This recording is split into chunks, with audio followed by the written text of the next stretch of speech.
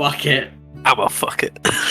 Oh no, I can't share where that's from because it's someone actually doing a cosplay of that. I've seen it. I can't share that. I have a TikTok account. All of you hush.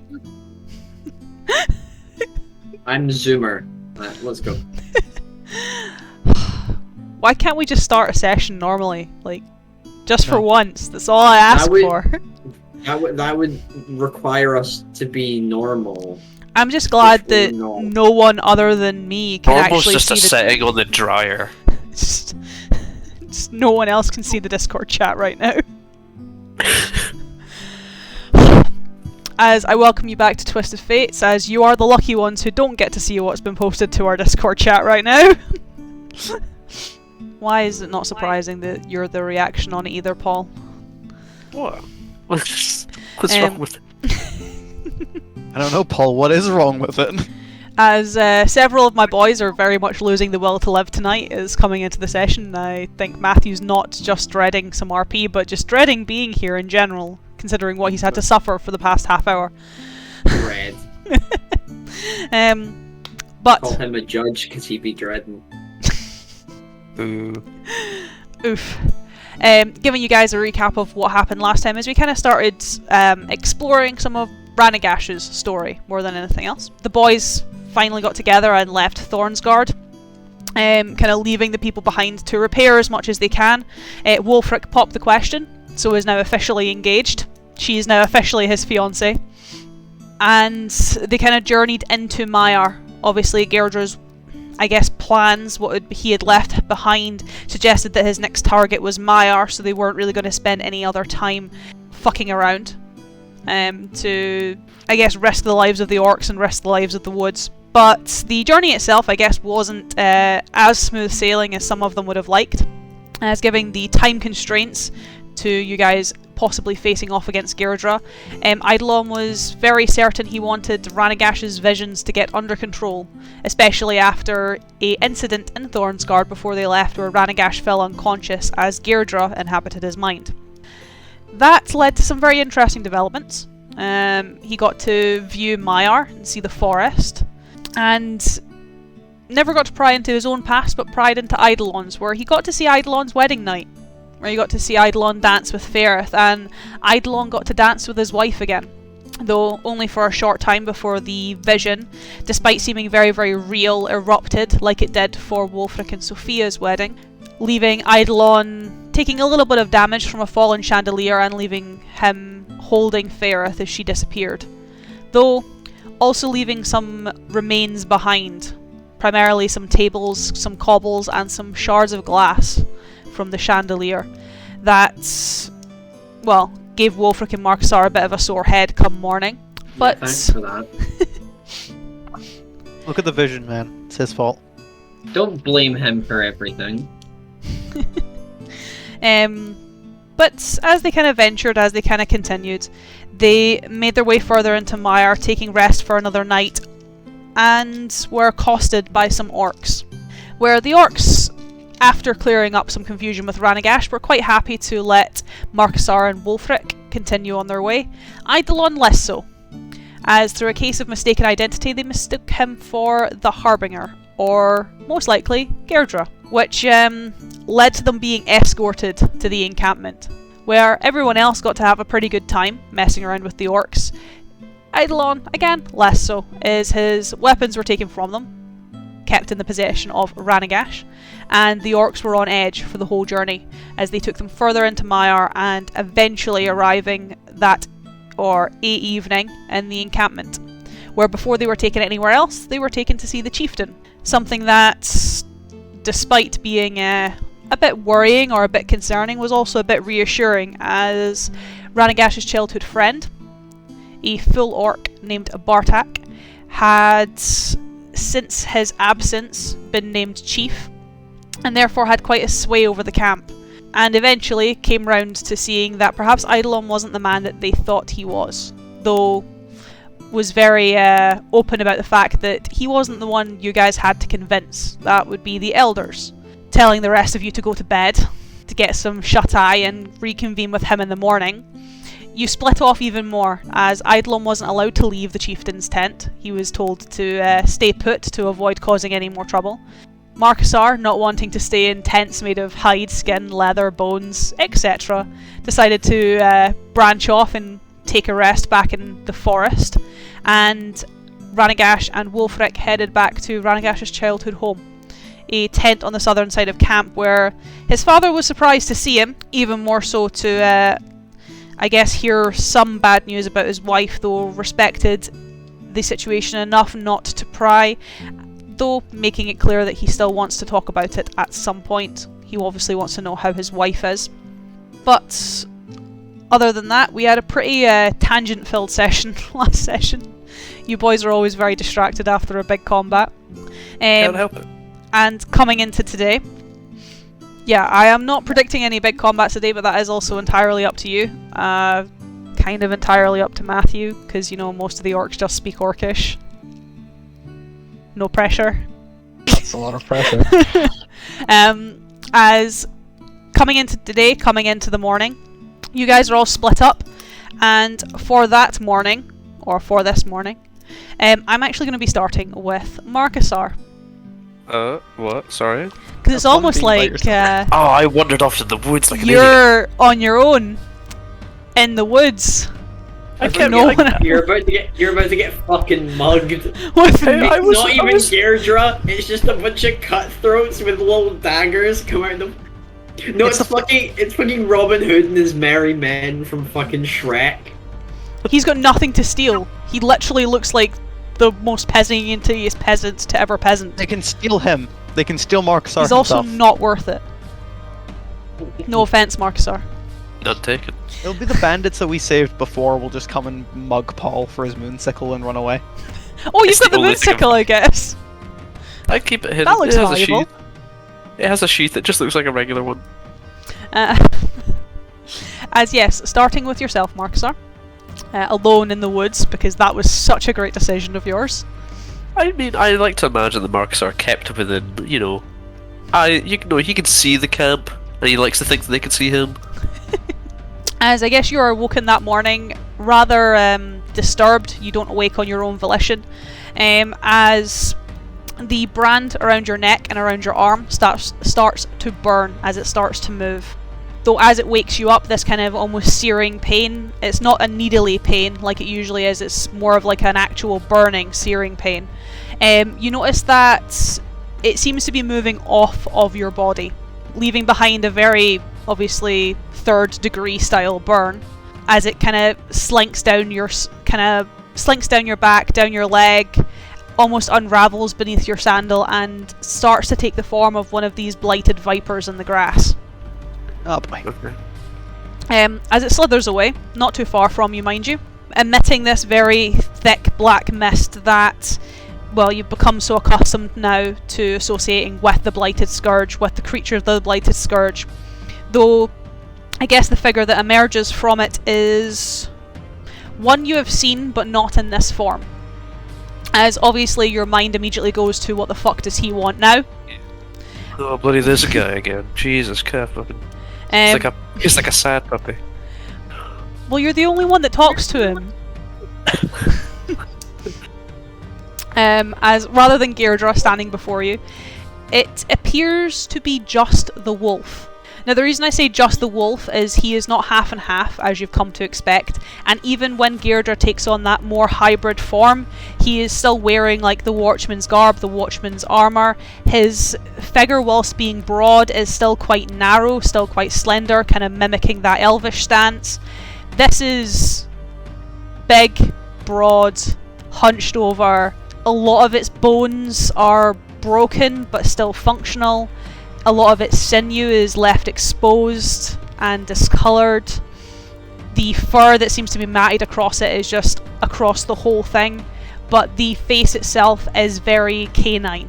It is a long snout, half of its jaw is almost acid damage. You can see the inside of its muscle, the inside of its teeth. This almost serpentine tongue flickering between several of its canines. And these very, very piercing red eyes. As it doesn't stand, it kind of almost sits on its haunches, kind of just looking at you as the viper crawls across the ground, almost up its leg and around its body, perching itself on its shoulder. You're used to this. Usually I'm just straight up attacked. I'm going to produce flame in my hand and brandish my sickle. So what do you want? A kind of low chuckle comes from the creature. You can put those down, Canris. I'm not here to hurt you, and those aren't going to hurt me. Canris? It is your name, or at least what I call you. My name is Marcus R. Wild. And I can rarely speak common as it is without pronouncing something so elongated. Marcus R. is fine. And I shall still call you Canris. Father Marcus R. Wild of the Green Hand of of the Old Faith. Full title, please. We're not on first name basis. We're not on first. This is very official. You can call me Father if you want. Daddy. I knew that was coming. There you I go. was- Yeah, because she doesn't have original jokes. I was waiting for I could see it in Matthew's face. I just had to. I couldn't resist. I saw it in his face. Sorry, You Matthew. you can see the micro movements in his mouth. Just like don't say daddy, don't say daddy, don't say daddy. I've just realised that if we put all of us into a Venn diagram, the perfect middle ground between Paul and Matthew is me, because I make really weird jokes, but I also equally cringe at other people's weird jokes. That's good. Yeah, still producing flame and with sickle. Well, you can keep them brandished if it makes you more comfortable. Leave this place. Do you not want to know why I've come? I don't care much for you anymore. Here I thought you didn't care much for him. We are not the same. Then who are you? I am the one who gave him his powers. Is there a shorter name for that? Most people know me as the Wolf. Or at Rachel. least that's what the Watchmen have deemed me. And what do you want? To apologise. Apology not accepted. What's happened? Out of character. Does this look like the very same wolf who killed me? This is a lot larger. Oh, that's comforting. So you gave Kirdra his powers. I did. Can I ask why? He seemed to be a worthy host. There's nothing worthy about him. I see that now. So what is this? Any of my enemy is my friend? It was more to come to apologise. He is undisciplined and unrestrained. I can list off a few other insults. I had the intention of seeking your assistance. Your family were not to die. I would drop my produce flame at that moment. But you played a hand in it, did you not? We share a body, not a mind. He does of his own free will. So he has as much influence over you as you over him? He would like to think so. But what's the actual truth? As the infection keeps your friend alive, I keep him alive. Well, would you fancy doing us all a big solid and not doing that? Kinda gives you a very almost toothy grin. I'm If- horrified. He's ugly as fuck. I mean, he is ugly as fuck. Like, he smiles, it's toothy, but like you can see literally every vein and every gum as it just reveals nothing but fresh skin. Like, it is... I'm sick a little in my mouth. The phrase "a face only a mother could love" doesn't apply here. No, it's probably the mother that did it in the hopes that he would just die. Yeah. Like family. As he kind of leans forward, I could leave him if I had another body to go to. Why do you need another body? Well, I can't exist far from the mists if I don't have a body that can survive without them. Then why not just simply return to the mists? You're not really versed in this whole infection thing, are you? Not particularly. An infection must spread, an infection must feed. And to feed, it must leave. An infection must be killed and rid of the world. Isn't you and your she an infection? Not in any way. You wish to see the world be reborn anew. You wish progress to stop, for people to stop destroying the natural world, killing its creatures, defiling the earth, destroying the sea, to modern We are people. not You're an aligned with each infection. other. I'm not No, saying you're the infection. I'm not saying we are alike. We are nothing alike. But people would describe us the same way. Would they not? Though we're the same, but not. You know. You know. We are two halves of the same coin. It is why I need your help. I don't carry money. I just love how little of the shit Marcusar is taking here. I should be Just giving more go shit. away. For it. Okay. So, you're looking for a new host. Any candidates? That is not something you need to concern yourself with. Your But you'll concern leave. is keeping yourself alive until you get to Luvania. I mean, my goals haven't changed. I believe we were heading there at some point anyway. What's your goal? To see this world be reborn anew. But you need a host. I have a host. He is just disagreeable on occasion. But you have a new one lined up. You're eyeing up a newer, younger model. If only it were so easy. So all you want from me right now is to go to Alvania. Well, that is not entirely true. I am done with people giving me half-truths. Say what you wish to and leave. It is not a half-truth. I wish for you to get to Ilvania, and ideally alive. I need your assistance in rebuilding this world. Perhaps in my image and in yours. Who's to say you won't betray me like Gerja has? Because I am not self-serving, nor do I care for that friend of his that knelt on the wall. I could not care less about him, in fact. Getting weird vibes from you, guy. I'm not gonna lie. Mr. the Wolf. What I wish for you to do now, whilst you're in this forest, is to, if you have the opportunity, tell the orcs of this forest what you have seen. Tell them the truth. This seems like a bluff. Insight. Go for it. I don't know. Roll me insight if you want insight. No, actually, I don't actually know what I'm inciting against. I just oh, keep talking. You want them to know that you're here. I want them to know that we will be here. What are you doing here? What are you trying to achieve? Death and destruction.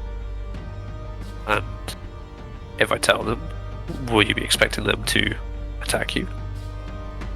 Well, they will attack us either way. But you understand that death comes to everyone. It is only fair to allow someone the right amount of time to prepare for such a thing.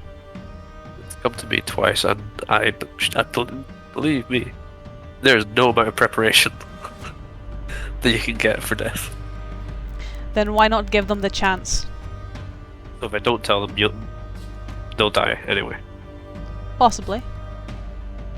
Seem to be scared. If you don't tell them, they will probably die in larger numbers. If you don't tell them, they probably won't be able to get their people out and safe.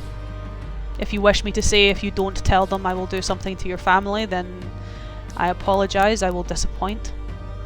You won't harm the Green Hand. I have no interest in harming your family. If you're here right now, where's Geirdra? In the mists of Ilvania, where we both are. But he's not here right now, is he? No.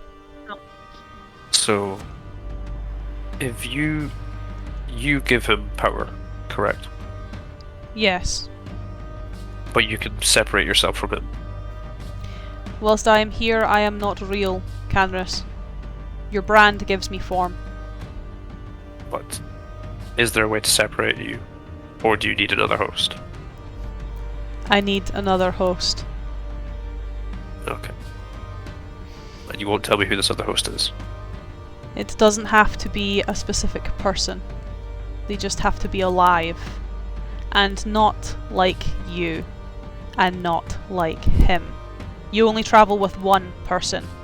That could even be a host for any of my kind. Not just myself. Design alone. I think. I already am! I can take another one. Oh, one-man tenant. Okay. If you were to separate with Gairdra and be with the new host, would that leave Gairdra vulnerable? He would be no more than the man I picked up on the wall. Good to know. Perhaps our goals do align. Anything else? Nothing. Okay. I merely wished to give you a warning. Warning received. You want to give us any more hints of what we could expect? An old friend for one of your new friends. Okay. As he kind of lets the viper crawl down and off his arm, back into the grass, where for you it's again that burning sensation as it coils around your leg and moves up your body, returning to its position around your neck and around your arm, where the wolf vanishes. As you can hear, I guess, the encampment starting to wake up that morning. Cool. Did I see where Ranaagash went to bed? Like which tent he went to? It would have been the southern, kind of big tent on the southern side. You will have seen them head towards that beforehand. Though you also obviously have the notion to go to the Chieftain's tent as well this morning. So it's whether you want to start making your way there, or whether you want to start heading to Ranaagash's tent, or Nook's tent. Remind me, did the Chieftain speak common Yep. when he was with Ranaagash? Okay, he did. I think I'd Bartak still go speaks to both. Ranaagash because I feel like it'd be inappropriate for me to go to the chief. I think I should go to Ran first. I'd wander back into camp and try to get Ranaagash's attention. Maybe just like shout in the general area of the tents where he's at. As for Ranaagash and Wolfric, you guys will have woken up that morning. Ranaagash, your father, Nook, will have already been up. He'll have already prepared everything for you guys, and when you wake up, the orc that is pottering around the tent is a little bit strange for an orc. Though, I guess, travelling with Ranaagash, it's not too strange, as a lot of the orcs around the camp, even the hunters that met you, they had very little in the ways of armour or leathers on them. It was kind of just, I guess, trouser leathers, boots, wraps around their arms, very bare chest. Nook, like Ran, very full leathers, very full linens, actual proper trousers, proper wraps. You can even see that when he has done his hair, him and Ran are very similar. It is very neat, very braided. The two of them seem to look after themselves more than most orcs, as he doesn't really talk to you much that morning. He kind of keeps to himself, not too unfamiliar for your father. Before you start hearing Marcusar shouting for you, Ranaagash. Just in the middle of the camp. Of course. Suppose I'd better deal with that before someone else does. He's like a cockerel, just 9 AM on the dot, screaming Ranaagash wakes everyone else up. Wolfric will get up and he'll create food and water for making what he was going to make for breakfast. Leave him to that and investigate outside. Marcusar's kind of wandering aimlessly around the kind of outskirts of your tent and a few of the others. You see a few of the orcs giving him very strange looks. No one's engaged him, thankfully, yet, but you kind of see him, I guess, looking around for you, not quite remembering which tent you were going to, just knowing the general area you were going to. Though, I also kind of don't want to get near to any of these tents because they all kind of gross and made of leather. yeah, he's kind of avoiding everything and everyone, but also trying to find you at the same time. It's kind of a bizarre, weird sight. As the two of you eventually do clock each other, you are able to find Ranaagash, and Ranaagash, you are able to look very strangely on at Marcusar. I see Ranaagash emerge from a tent, correct? Yep. Cool. I walk up to him. And it's like, Ranaagash, we have some interesting developments. Alright. And I thought I'll inform you because I feel like it would sound best coming from you. Alright. The orcs in Mire are going to be attacked very soon. I have been warned. I met a big old wolf. Wasn't one of the letters informing of a wolf, correct? Yeah, one of them, well, Deirdre often references the wolf, and Eidolon has also referenced the wolf, and one of the letters Eidolon had found was written by the wolf giving orders to someone, most likely Enil Vanya. The wolf from Deirdre's letters. He's here. I met him just on the outside of camp. He's here. Well, no, actually. He's in Elvania with Deirdre, but there will be an attack in Mire soon. Your kind should be prepared. Prepared is a better way to put it. However, makes sense. They didn't start calling the Harbinger for nothing. Harbinger? That's the one. But yes, it's seems like it's soon, but that's not exactly news. But that's The wolf also Whatever, informed fine. me that he's the one that gives Deirdre power, but he does not wish to give Deirdre power much longer. He's looking for a new host. it's good to know. It's useful. If he does find a Alright. new host, it would leave Deirdre vulnerable. Actually, we should tell this to Eidolon too. He'd probably understand more than us. Yes. I've met Where's- this guy before. Where are the others? Wolfric, and he is in there making breakfast. Eidolon, and he's behind Marcusar to the Chieftain's tent. Still in there. Okay. Grab Wolfric. I'll try and get Eidolon's attention. And I go walking over to Eidolon to scream his name. Not screaming, just like, Eidolon! I can't leave the tent, Paul. Yeah. Wolfric will walk out with a little parchment bag. It's like, oh, is He made us a sack lunch! Marcus are gone already? I have his ready. But here's yours, Ranaagash. And he hands Thank me you. a parchment bag. What's in it? It's What's like my pack lunch? it's like essentially it's like a meat pie, like a hand pie. That does sound quite nice. Right. Okay. What's in my sack lunch, Wolfric? Or do I find out later? Well, you'll find out when you find out. Okay. It's the most ominous way someone can ever gift someone else a meat pie.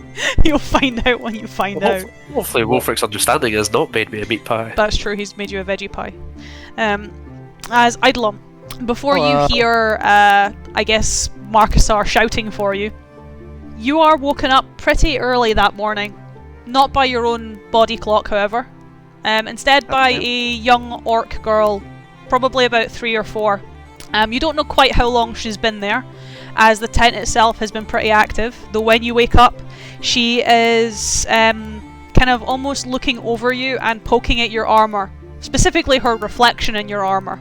As you can kind of see a kind of ponytail that has kind of been pulled atop her head and a collection of piercings along her left ear, but other than that, it's like a small, almost leather dress that's kind of just covering the rest of her with a what looks like wolf skin or perhaps fox skin kind of draped over her shoulders. As she pokes at the armour, sees you awake, is slightly startled but more interested in her reflection, where another female orc, much older, I say much older, probably early 20s, kind of calls her over. You hear in Orcish for, obviously you are awake, for her to stop disturbing you by the looks of things, as the young girl runs over, takes probably her mother's hand and sits at a very long table where you can see another collection of female orcs, another 2 sort of older females, and then another 2 younger children, probably between the ages of about 10 and 13, give or take. They probably all only speak Orcish, so I'm not even gonna attempt a conversation. I'll give a pleasant nod to the girl who is poking my armor. As for yourself, Eidolon, as you kind of obviously give her a smile, Bartek kind of comes over. He is a bit more, I guess, put together this morning, wearing proper leathers. Well, I say proper leathers. A proper skirt, proper cloth, proper belt, proper wraps. His hair's been pulled back into a braid. Kind of tidied to some degree, but it's as tidy as he's going to get it. as he kind of offers you a hand. To like stand up or what? Yeah. I'll take it. There's no reason to be unpleasant here. Just taking it with the right hand, even if he's outstretching like a left hand. I am sorry, she likes her own reflection. It's not a problem. I've been woken up earlier by worse. More intrusive than anything else. You get used to it shockingly quickly when you're living with a bunch of people exactly the same age as you. Well, I'm still getting used to it. So what this hearing per se is today? It's not so much of a hearing, it's a lot less formal than that, and a lot less fair than that. You're Ranaagash's friend, I've taken to assume. Well, if he's just referred to me as a friend, then that's an insult. Well, Ranaagash has only ever done good by us, so I can trust you enough. If a verdict in this unfair trial, as you put it, is handed out that I'm to die, I hope you can respect that I'm not just going to take that sitting down. I would expect nothing less. Oh, don't worry, by sentiment, I don't expect you to... as he'd more just gesture around. I know I'm essentially on my own in that, but... it was the forewarning. It would be stupid for any of them to get involved, and... well, I've been knocked on my arse once, I can do it again. As I would more just give a nod as that's what he was thinking about during the night. As Bartek kind of, I guess, opens his mouth, almost about to ask you something, kind of directing you more towards the table, as you hear Marcusar screaming your name outside the tent. I'd look up at this orc, this Bartak, and just...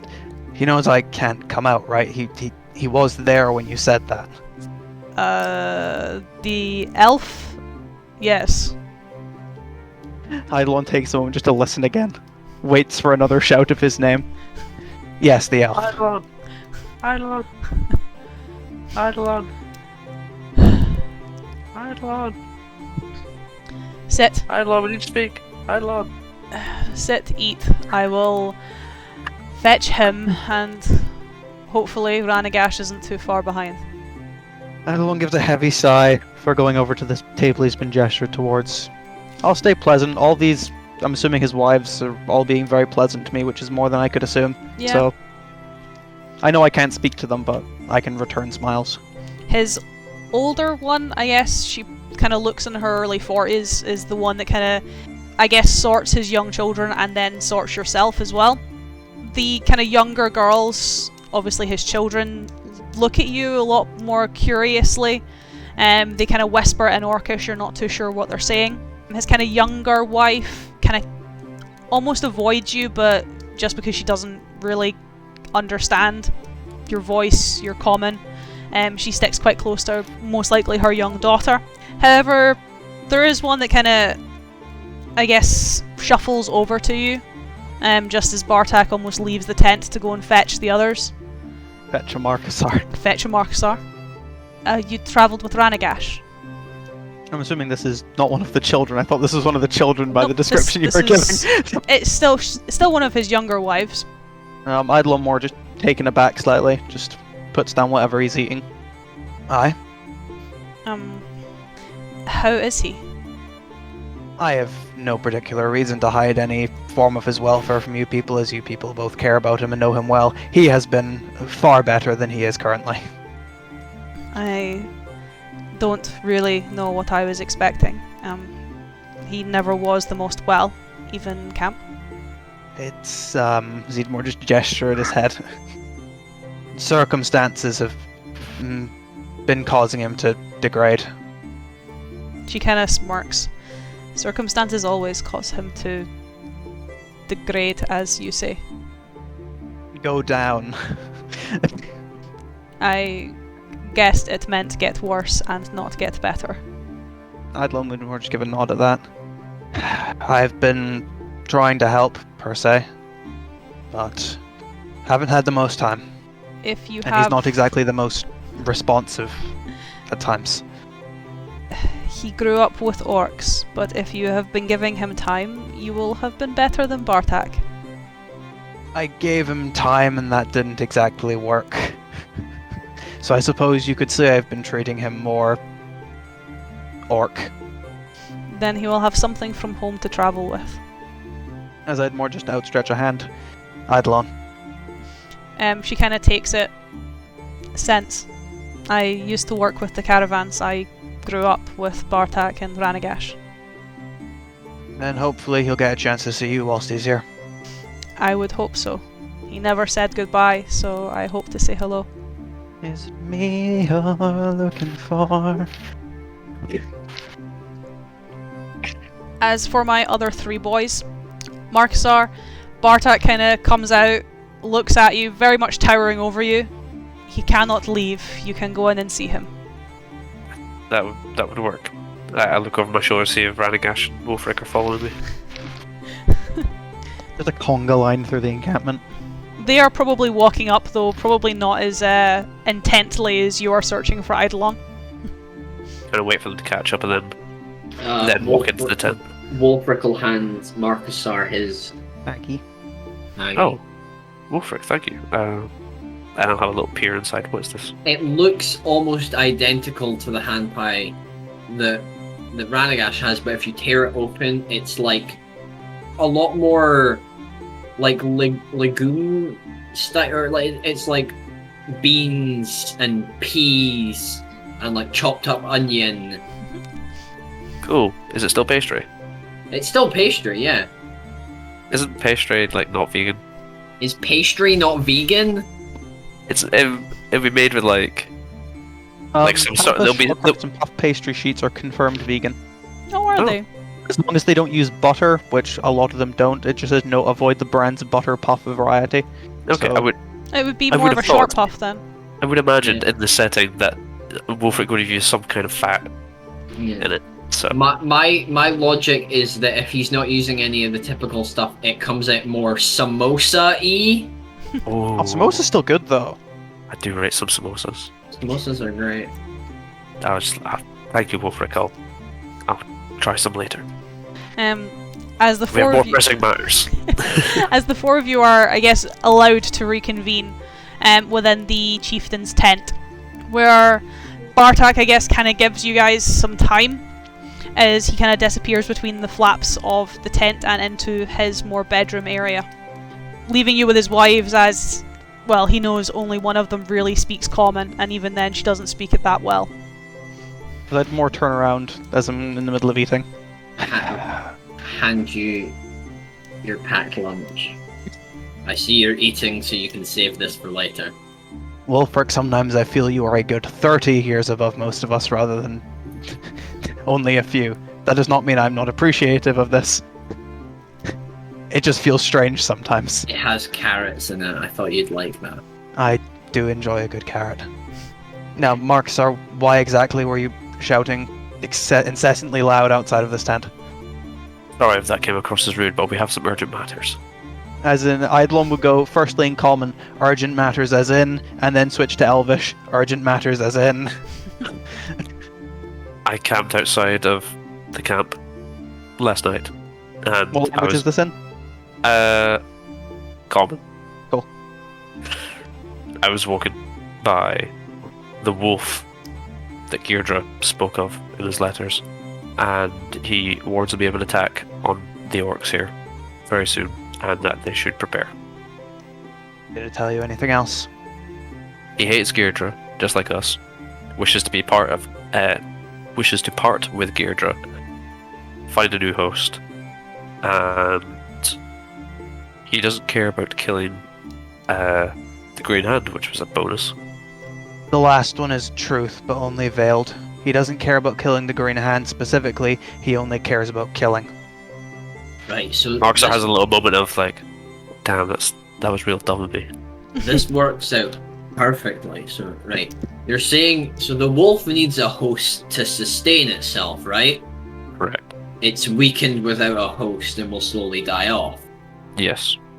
What if we convince it to disconnect from Gairdra by offering someone as a host, and then He said there was only Kill- one. Sorry. kill Gairdra, and then kill the wolf as it's transferring to the new host? That was my initial thinking, though I don't think it'll be as simple as that.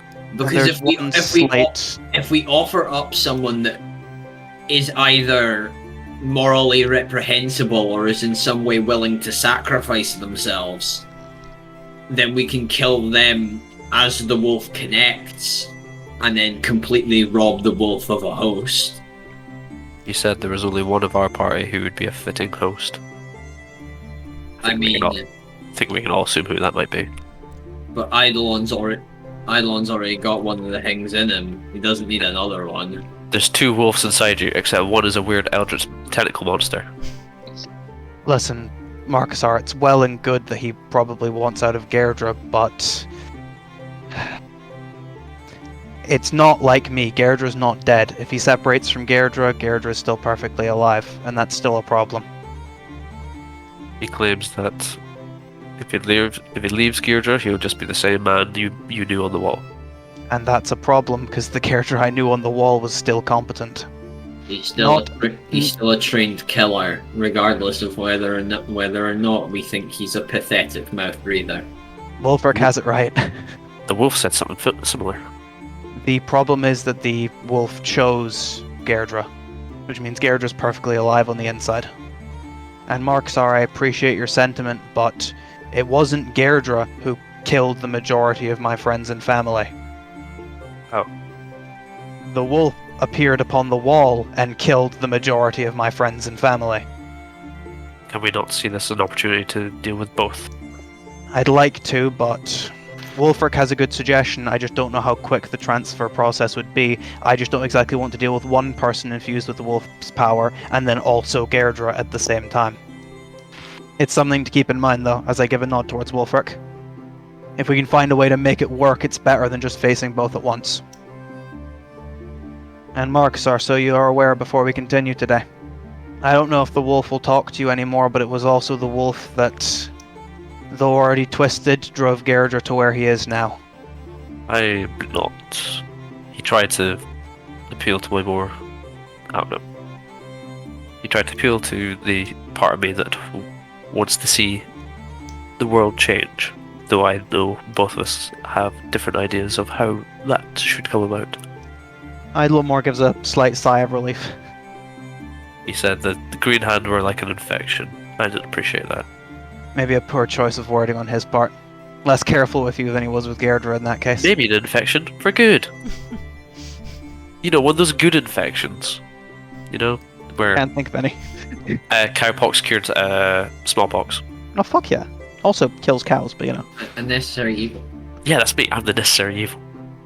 Wolfric will sidle over to Ranaagash and hand him a second pack. And he's like, "This one's for your friends.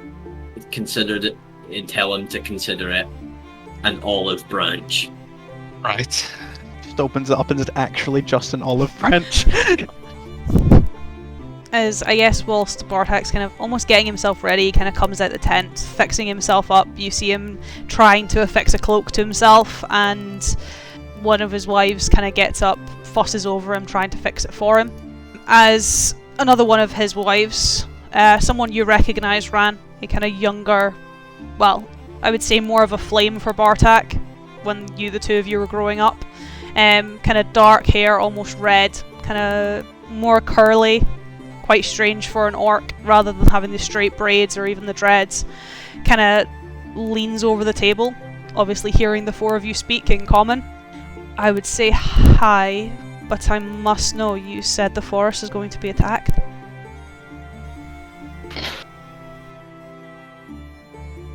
That was an in-character cough. Marcusar would have probably just not said anything. He realised he's really put his foot in it. Not for the first time. Is this being directed at Ran or the rest of us? The four of you. Right. I start pointing at anyone who's around me. Right. Which one of us is the least likely to put our foot in it again? I would immediately sign off me and Wolfric after what happens with Ran's mum. Yeah, that's not a good idea. So, by law of descending idiocy, it falls to the least idiotic of our party. We all look at Ranaagash. That's not a very high bar, is it? Not a very high bar. You're the smartest of us. You put it in big words, or at least eloquent words. Orcish words. Yeah, I was about to say that would maybe go down a bit better.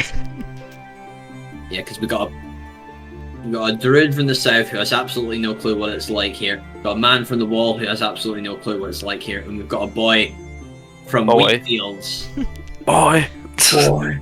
Hi. We got a I'm a man from man. we got the man from the wheat fields who's got absolutely no clue what it's like here. Good luck. Good luck. You'll need it. As I'm going to turn back to my food.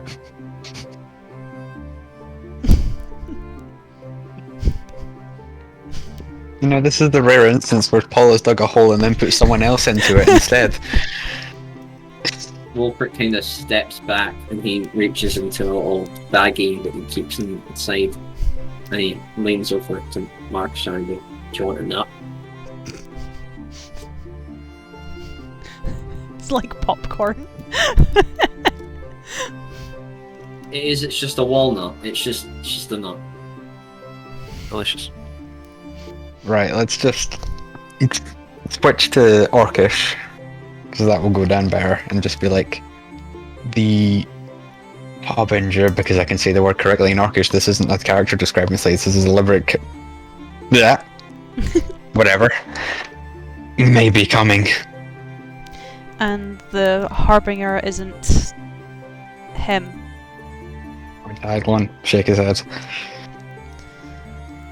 She kind of looks between you and Bartak. Then you know you're going to have to tell the elders. I'm aware. Will they believe you? We're going to have to find out. You know, when you were going to come home, I hoped it was going to be on better occasion. So did I. Though it's never easy with you. Oh, that's a bad habit of mine, making things more difficult than they need to be.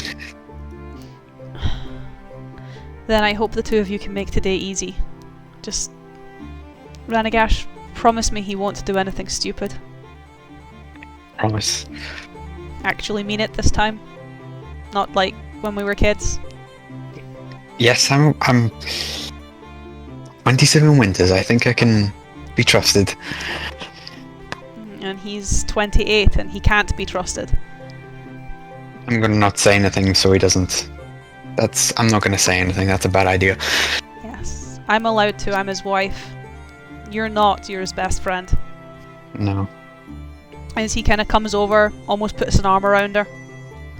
Well, as he kind of addresses the four of you in common. Today is going to be interesting. Yeah, it is, unfortunately. Ranaagash. Like.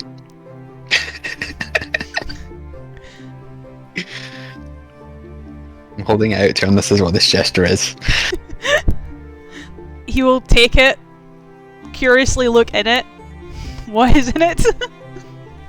It's like, it's bigger than the other meat pies, but it's a meat pie.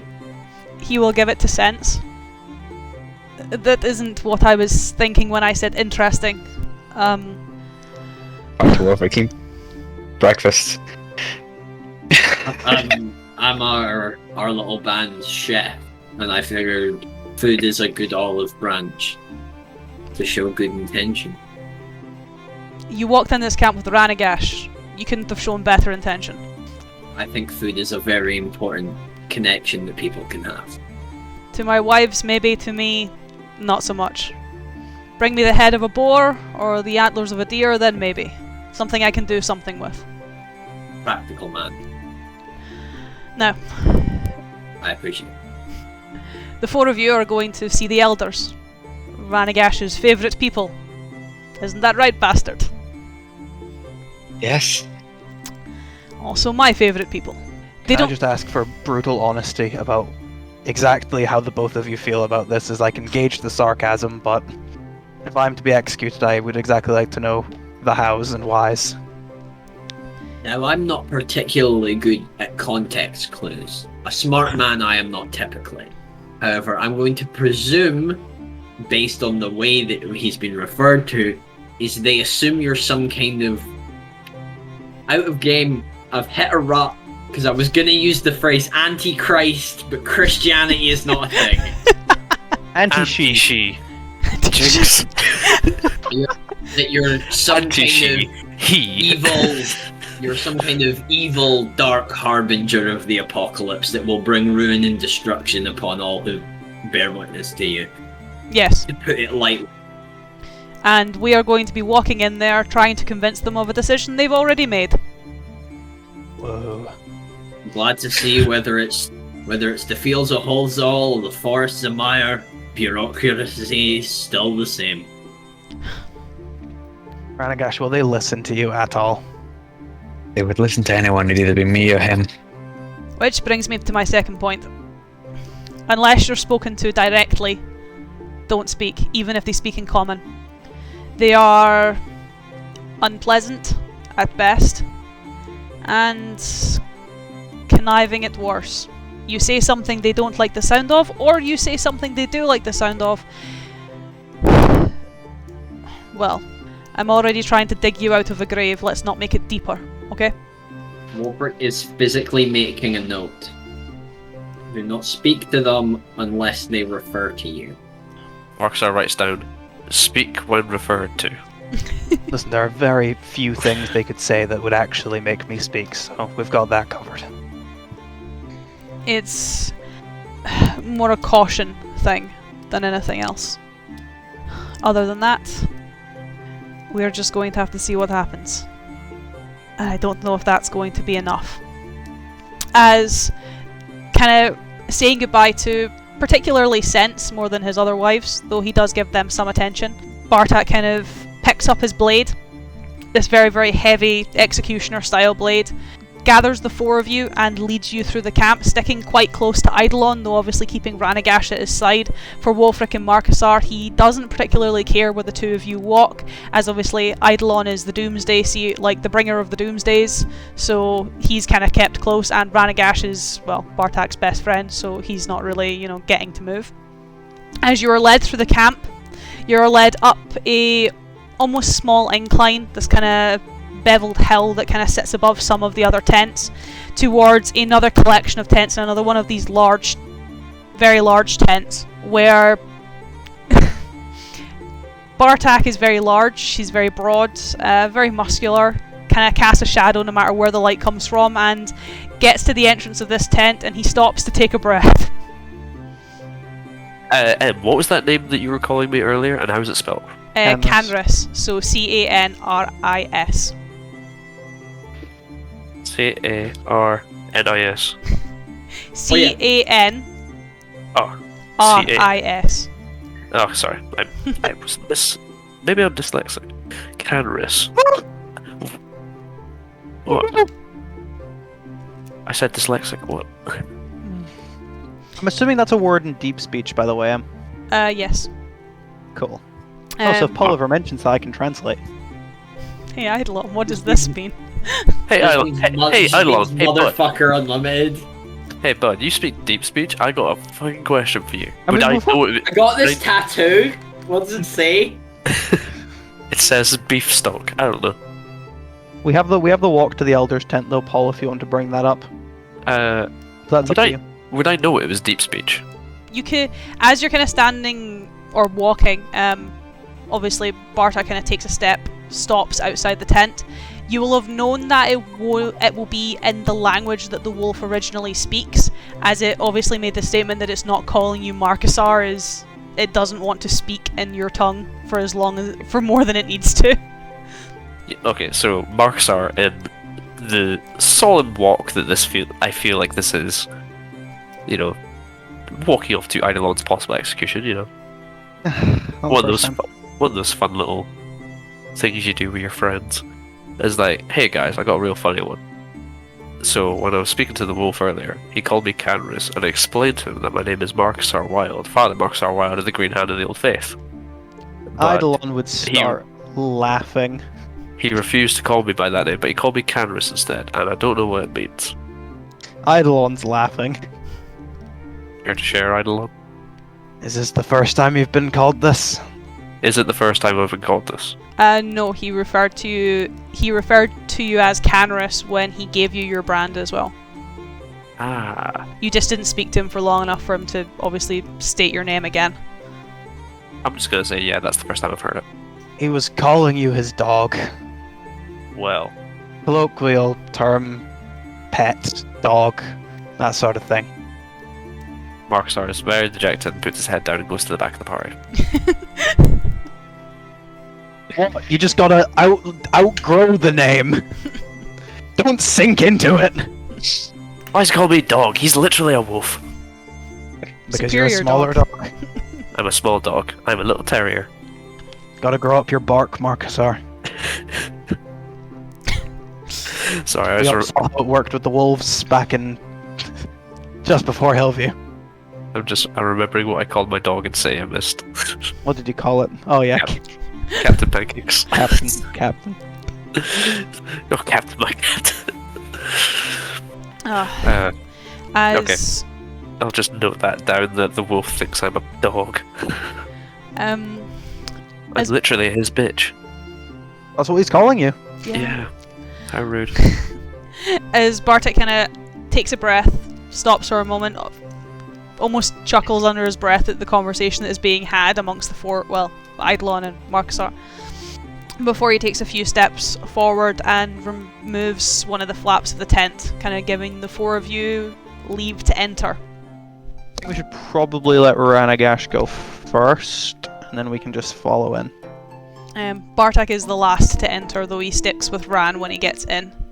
The two of them, I guess, majorly doing most of the talking. The internals of this tent are kept pretty bare. There is an open fire pit and 5 chairs that are filled with older orcish women. The youngest one that is there is probably in her mid-40s. The rest of them are in varying states of age.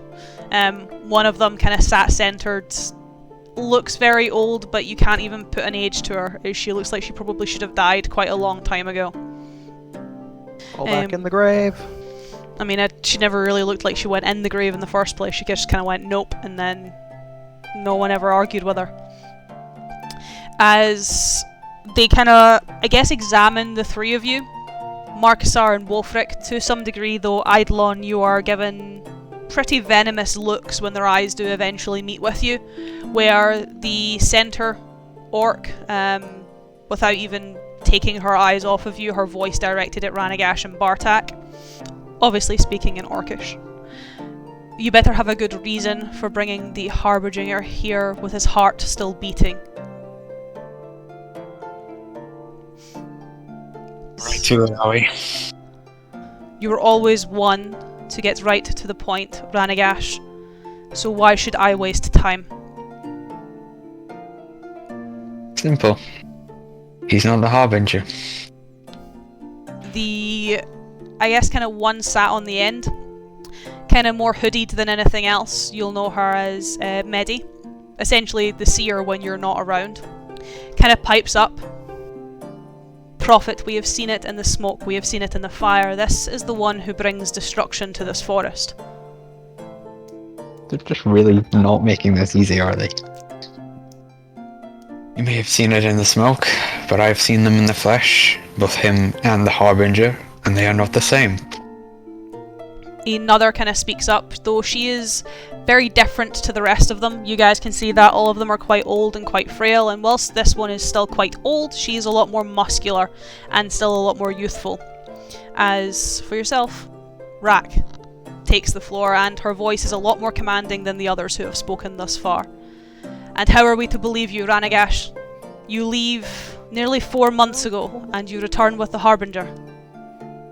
Who is to say that you have not developed feelings, and those feelings have gotten in the way? They have gotten in the way before. Because the Harbinger nearly killed my mother. The kind of, I guess, center one, the eldest, kind of speaks up again. I am sorry about your mother, Ran. But you still provide no evidence that this isn't the man who brought that upon her. Okay. Out of characters, how much would I know about the capabilities of the Silent? She... Like, I think the best way to Silent story. the way to describe her abilities is very much like old-fashioned seers, so like it shapes in smoke. It would be the fire in the center of the tent would be lit, and she would put essentially different chemicals into the fire to make it change color and then read the smoke. So there's a good chance that whatever she put into the fires probably brought up colours that looked very similar to the colours that Eidolon wears, and then obviously would have produced smoke to a physique that would have been similar to his. It wouldn't have actually showed them a person, it will have showed them colours, and it will have showed them like a shape in the smoke. Yeah, okay. Mildly disappointing. Let's next port of call. Can the day? What about the day? The day's arcane. What would they? She essentially taught you your magic, so everything that isn't divination, she taught you. She does have some divination abilities, but that's like, for example, where your clairvoyance will have come from, in comparison to actually being able to see the past, present, future. She can kind of see other things that are happening in the present in other parts of Maya. Would she have something like along the lines of detect thoughts or something? It is possible, but Eidolon would have to be willing. No, that's not right. That's not what I was thinking at all. But that's also a good idea. I was thinking to let her like hijack a vision of Deirdre, if that was possible, to give them a better view what he actually looks like. Piggyback. But there's a plan B. Yeah. Or I could just go for it and hope it physically manifests. Would be awful, but that would be also very interesting. So yeah, that's. We definitely need just Deirdre walking out with the fire. That's what we need today. We did. I don't want to think about the ramifications of that, because that would be awful. Because obviously it physically manifests stuff, so would it just create a second Deirdre? Maybe. Oh, this is getting out of hand. Now there's 2 of them. I can't believe what I'm seeing. 4 Gaedras. Yeah, let's not think about that. Let's ignore that possibility. But yeah, that's where my thoughts would be. Would I have a rough idea of how likely that would be to work? No, because you've never tried to have someone piggyback off of one of your visions before. The elders have always, I guess, just believed you. This is quite strange, them actually questioning you if you've said you've seen them. Alright. You would know more than I do in this, but is there any way I can share visions with you? Perhaps I can show you how I see the Harbinger. Again, it's an Orcish, so I can pronounce it correctly. I'll clarify that more this time. I really tripped over my words last time. The next one kind of speaks. You can kind of see that she kind of is adorned in quite a lot of runestones, but her skin itself is almost marked with a lot of these runestones that you see on Ranaagash's stones. And she kind of sits forward. I have the possibility to do so. I could peer into your thoughts and into your mind, but you understand that you control your own thoughts. How do I know you won't lie to me? I don't think I have the power to do so. Your magic is far beyond that of mine, Ranaagash. It always has been. So tell me why you wouldn't lie to save your friend. Because I don't have the degree of control required to manifest a fake vision. They kind of look between one another. They kind of speak between one another, though no words are at least being said, at least from what the 4 of you can hear, even in Orcish. As Bartak kind of, I guess, looks over to you. Are you sure you know what you're doing? Do you have any better ideas? I was just checking. It's going better than I thought, if I'm honest. I have my ways. That's why you talk. I stand and look pretty. Are they talking in common or Orca? Bartek will be talking in common. Apologies for the intrusion, but this is going well. Well, yes, your friend's still alive, and well, I'm not on my arse. Just for visual description, Eidolon looks completely tapped out. He almost looks like he's going back to sleep. But just standing up. Eidolon's imagining a cow spinning in his mind. I mean, it's not illegal. They can't stop me. It's not illegal. They can't stop you. Yeah, one of his eyes is almost starting to go lazy. He's sort of just swaying from side to side. As the elders turn their attention back to the 4 of you, Very well, Ranaagash. I will peer into your mind and you will produce a image of this other harbinger. Okay. So aesthetically, it's obviously just like forcing a vision. But mechanically, what do I need to cast here? That's what I'm trying to remember in terms of your divination spells. I have clairvoyance and scrying available to me, not via Sinmaya. Hey, that rhymed. Where's So I the don't- actual description of scrying? I can't The see where scrying you're is- coming from, but it seems right. See, technically scrying would work. I think they would both work. The difference is that scrying would show Deirdre like now. Yeah. It's essentially like that, whereas clairvoyance would be if I want to pick, like that's what we've used in the past to sort of represent these like force visions, if you like. Yeah. So I would work on to do like a specific event. It depends on how, I guess, you want to try and pinpoint him. Whether you want to try and peer on seeing him in the past, or whether you want to try and find him in the here and now. I feel like the past is a safer option. So then the question becomes, where in the past is he? Well, what's the most prominent point that Ranaagash can remember seeing Deirdre? Because if you're willingly failing, I'm assuming you would willingly fail the save for detect thoughts, Yeah. which would mean Dalarash would get his most vulnerable thought of Deirdre. Most vulnerable. Oh no, I do not like that.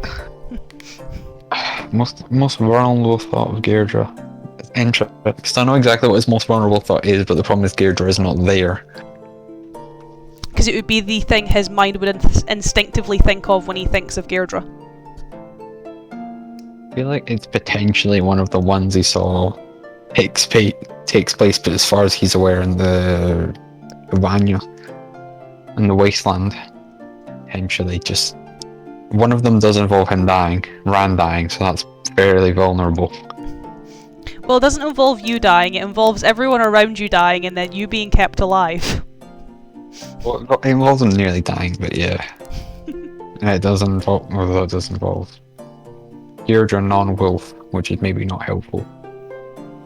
I'm quickly scanning through, that's Eidolon's past, that's not helpful. Yeah, probably avoid Eidolon appearing at the same time. You're wanting to take away the connection between the two of them, not put a new one in. I mean, as long as I prove they're not like the same person, That or is that they also don't true. get along, that should be fine. Like, if I can prove that Eidolon wants to run this man through with a sword as much as, as much as the next guy, As much as the we should be next guy. fine. Have we met anyone who wouldn't like to run Deirdre through with a sword at this point? Deirdre. Who knows him? I mean, yeah, but he doesn't You've count. not met them yet. I know too. That's because Deirdre gaslight gatekeep girl boss his way into manipulating. He says that, and he's right, and he should say it. I have no retort. I would not call Deirdre a girl boss, though. That's my only stipulation. There's no funny, like, male equivalent of a girl boss, though. You got an idea, Matthew? Potentially.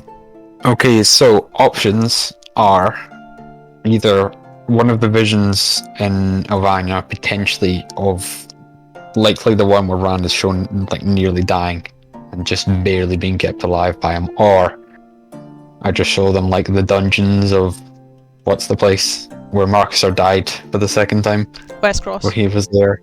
Yeah, Westcross, where Ran was without his magic for a bit, which is very fun, which would also work because it does also involve showing. It's a vision in which everyone is against Deirdre, which is good. And you see Deirdre, clearly. Yeah, see Deirdre clearly. Eidolon is shown wanting to run him through with a sword, and Markstor is not shown being in cahoots. So they have no reason to hate any of us. So yeah, let's. I think that's safe. Well, we'll go for the one in Westcross, because that's, I guess, the safest bet as well. Removes the blight from questioning at the same time. As they might have a few questions about Ilvania. Yeah. As you do try to I guess, almost recreate Westcross. You do try to pull on the memory of that night, on the memory of that day, and what happened there. It is a very strange feeling having someone else in your head. Obviously, you've had, well, who you can presume to be the Scourged Lord and both Gairdra inside your head, but this is different as they were very much involved, almost manipulating what's happening around you at the same time as you're creating it. It's almost strange having that bird's eye observer that's just watching your brain put together a memory and pull together a vision. Mm-hmm. It almost feels quite intrusive, but you do your best not to fight against it, as obviously fighting against it would put you in a more vulnerable position. Yeah, it'd be very suspicious. It would be very suspicious. As you kind of let the vision play out, I imagine Ranaagash's anger tempering, or not being able to be tempered a little bit, as he gets a little bit heated seeing Gairdra again, and seeing Gairdra put him in that position again. Where, at least for Dalarash, when she addresses the collection of you, she speaks in common. Yo, finally. Finally something the three of you can understand. So, who is this other person? I'm still for now assuming that they're only talking to Ranaagash, even if they're speaking in common. We haven't been mentioned by name. Any of you who know may answer. Ranaagash showed me an elvish man. There is only one elf among you, and they are not alike. Or turned and sort of subtly side-eye Eidolon. Eidolon, do you want to do it, or will I? I would say very out loud so that they can make sure that they hear the slight bit of sarcasm as I turn to face Wulfric. These are the people who still, to some degree, will consider wanting me dead. So, I'm going to leave that to you. His name is Gairdra, and he is the closest thing that I can describe as a monster in human form. He is driven to the point of apathy to the people around him. People are meaningless to him. He'll get rid of anyone in his way. He'll manipulate who he has to. He is violent and petty and driven by an obsessive revenge over a foregone conclusion. Description. Then I have two questions. The first, why does he seek revenge? And the second, what is his connection to this man? That is kind of a two birds and one stone situation, elders. He seeks revenge because he fell in love with a woman who did not love him back. The man that she loved was this man here. Eidolon will give a nod towards the elders. Shall I take over the second point, Wulfric? Go ahead. I have a connection with this man as I grew up with him. He was a friend and closest thing to a brother. That is his connection to me, and that is why it was disturbing instance to which Wulfric already described. The more muscular of the elders kind of speaks up. Again, this very commanding voice even when she speaks in common. So you are saying this man hunts you? Incorrect. This man wants me dead, he does not hunt me. Another speaks up, though this one is a lot softer in the voice and is the only one that, rather than not wearing leathers or colour, is wearing whites. So what does he want with you then? As Eidolon would more snap himself off of a slightly tired state and more just take a more upright stance, put his arms behind his back. The assumption of wanting me dead is the correct one. What he wants at current time, however, is not that. He has his own agenda and his own plans he wishes to fulfill, that of which we do not have currently full privy of knowledge to. Then forgive me, when an orc looks to kill, they look to hunt. Then in turn you must understand that what you are currently discussing is not an orc. The man we are discussing, per se, is not hunting, he wishes to put on a display. Maiar is not a stage. As the center elder kind of speaks up again. Then what is Maiar? At risk. She kind of looks at more Ranaagash and Bartak. Bartak kind of avoiding eye contact with her for as much as he possibly can. I will ask only once, why is it at risk? And if you say that it is because of this man, our original judgment will still stay. I think it went this man refers to Deirdre. Refers to Eidolon, not Deirdre. Right, okay, so it's...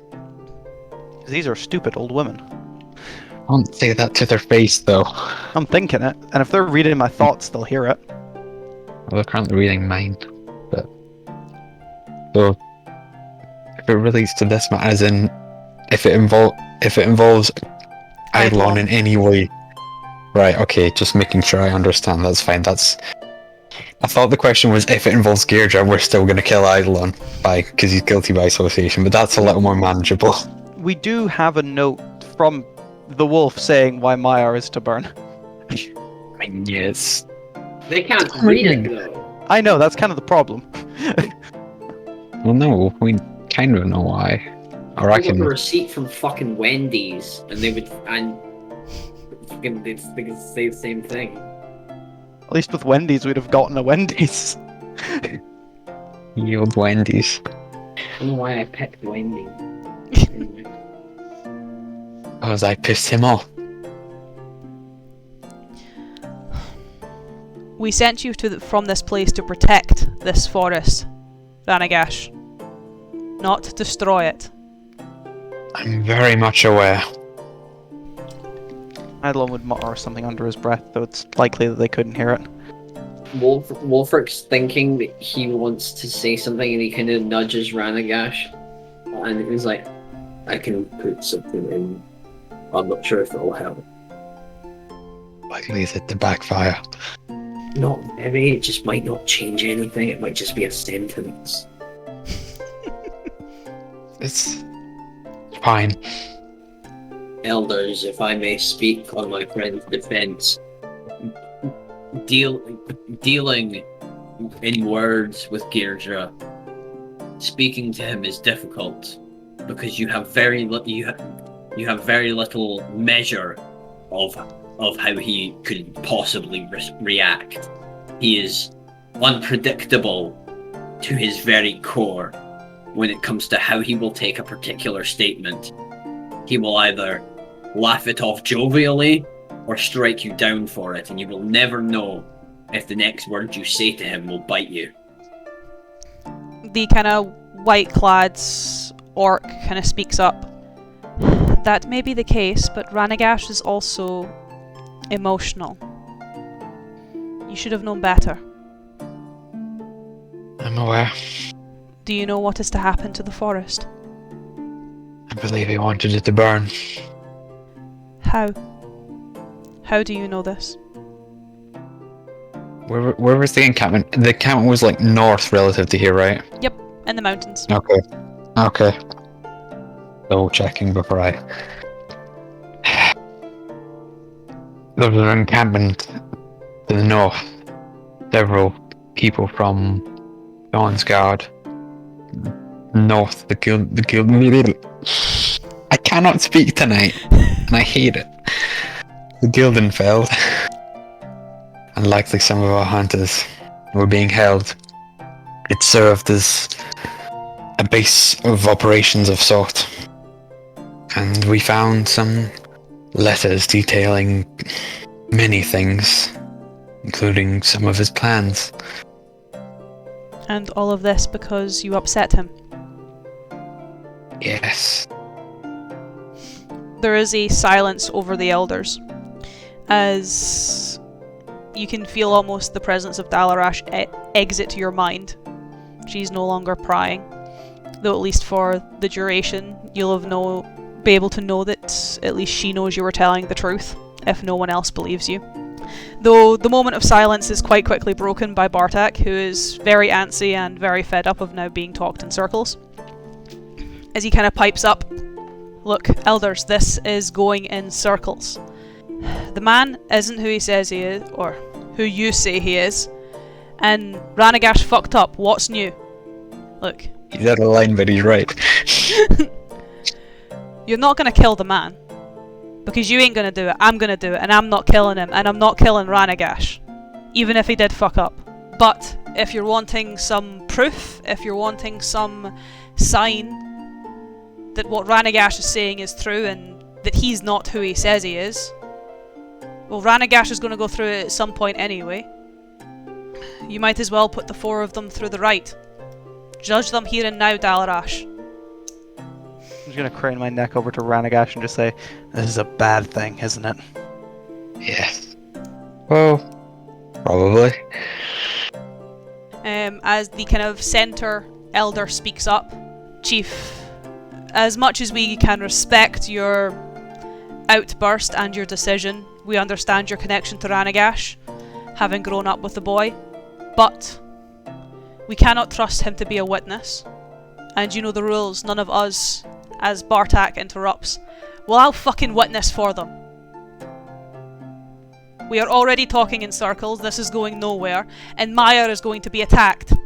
We don't know when, we don't know how, we don't know by how many, and we're going to need the help of these four.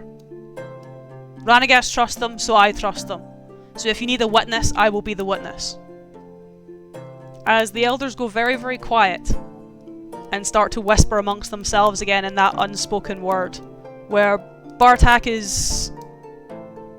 You haven't really noticed it before, though now that he's silent, he is very rigid, he is very, almost like doubled in size and stature, just getting annoyed, as he just waits for their judgment.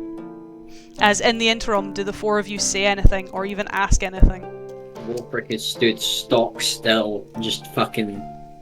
I mean, it's over to Ranaagash, what's the right? I think for a second as I double check the notes I have. Marcusar would have... He's learned his lesson to keep his mouth shut in situations like these. I'll be waiting with Wolfric to hear Ranaagash's response. Yes, of sorts. A test of what? No one knows for sure. All we know is that the ritual grounds used to be home to the first orc, granted dominion of these lands by the She, and, well, he presumably has still some kind of effect on the place. As noise returns to the tent.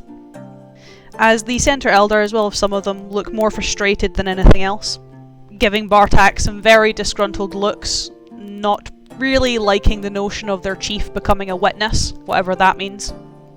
As Dalarash, so this very runic orc, steps forward, comes down from her chair, is quite short. She looked quite tall sitting in the chair. She's quite, maybe a foot shorter than Ranaagash when she actually gets off of the chair.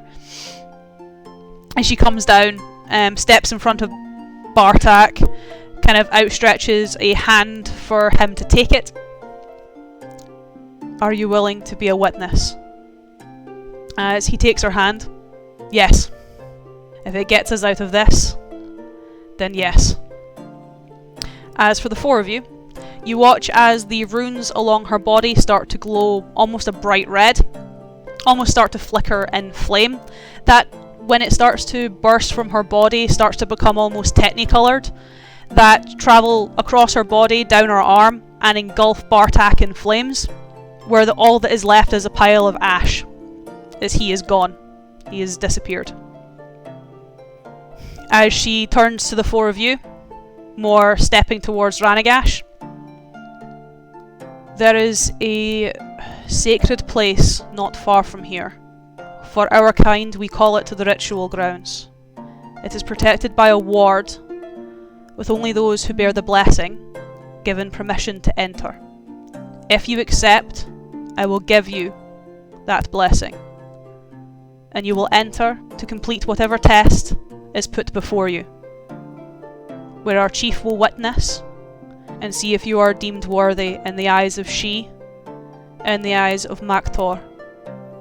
Ranaagash, will you take the right? I will. as she takes your hand and almost draws on your palm, where behind is left a rather ornate blue rune. One that you recognise as it was never really your proficiency, but she did try to teach you in some abjuration magic. You only really got shield. As that kind of same symbol appears on your palm. As she steps before Eidolon. And you. Will you take the right? I'd more look at Ranaagash and await like a nod or some kind of gesture. I will give you a nod. Fine. As the same rune appears on your hand as she takes it. As Which she, hand? It would be your right hand. Okay, thank God. Yeah, Could've gotten she's awkward. not going to go for the gnarly hand. Oi, I bathe. As she goes over to Wolfric. Will you take the right? Yes. And No finally, hesitation. and finally for Marcusar, as Wolfric now bears a similar rune. And you. Will you take the right? Did you say in the eyes of Shu? Yes. I will. As the four of you now bear this very almost shimmering blue rune on your hands. No, guys, we have matching tattoos. Essentially. It can get added to your magical tattoo collection, Marcusar. I'm thinking of getting the first one removed. No, you should get it tattooed over to like make it cooler. As yes, this orc kind of steps back from the four of you.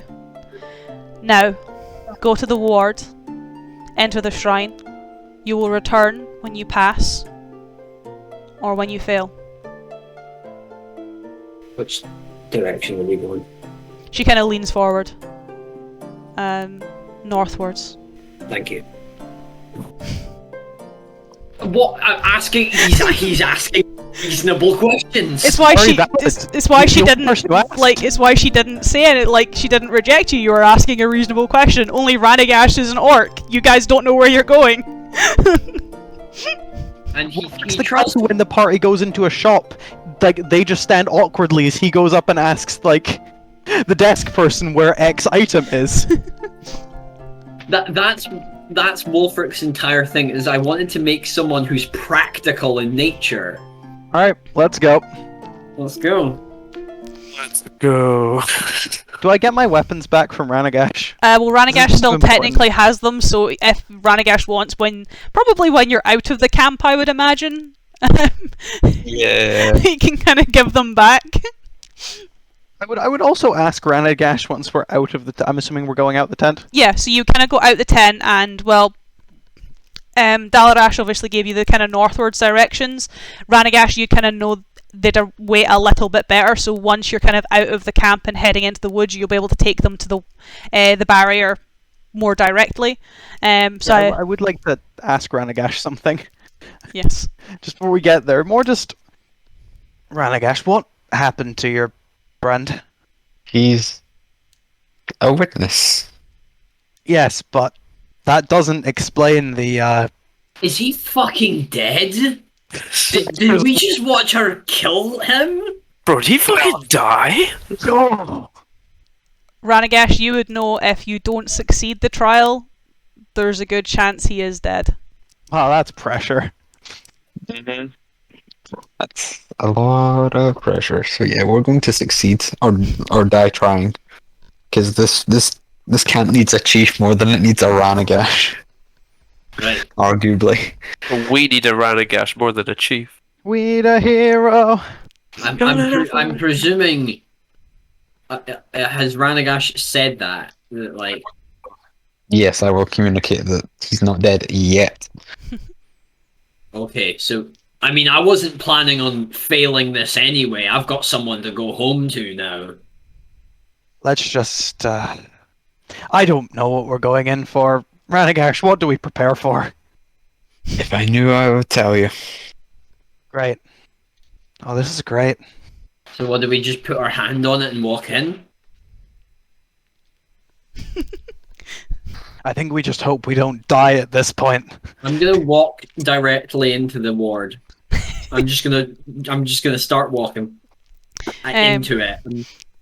As you kind of come into this glade where, yeah, you do see a very translucent blue ward that kind of almost encompasses this entire section of the forest, where there are some runes at the far side of it, and Wolfric just walks straight towards it.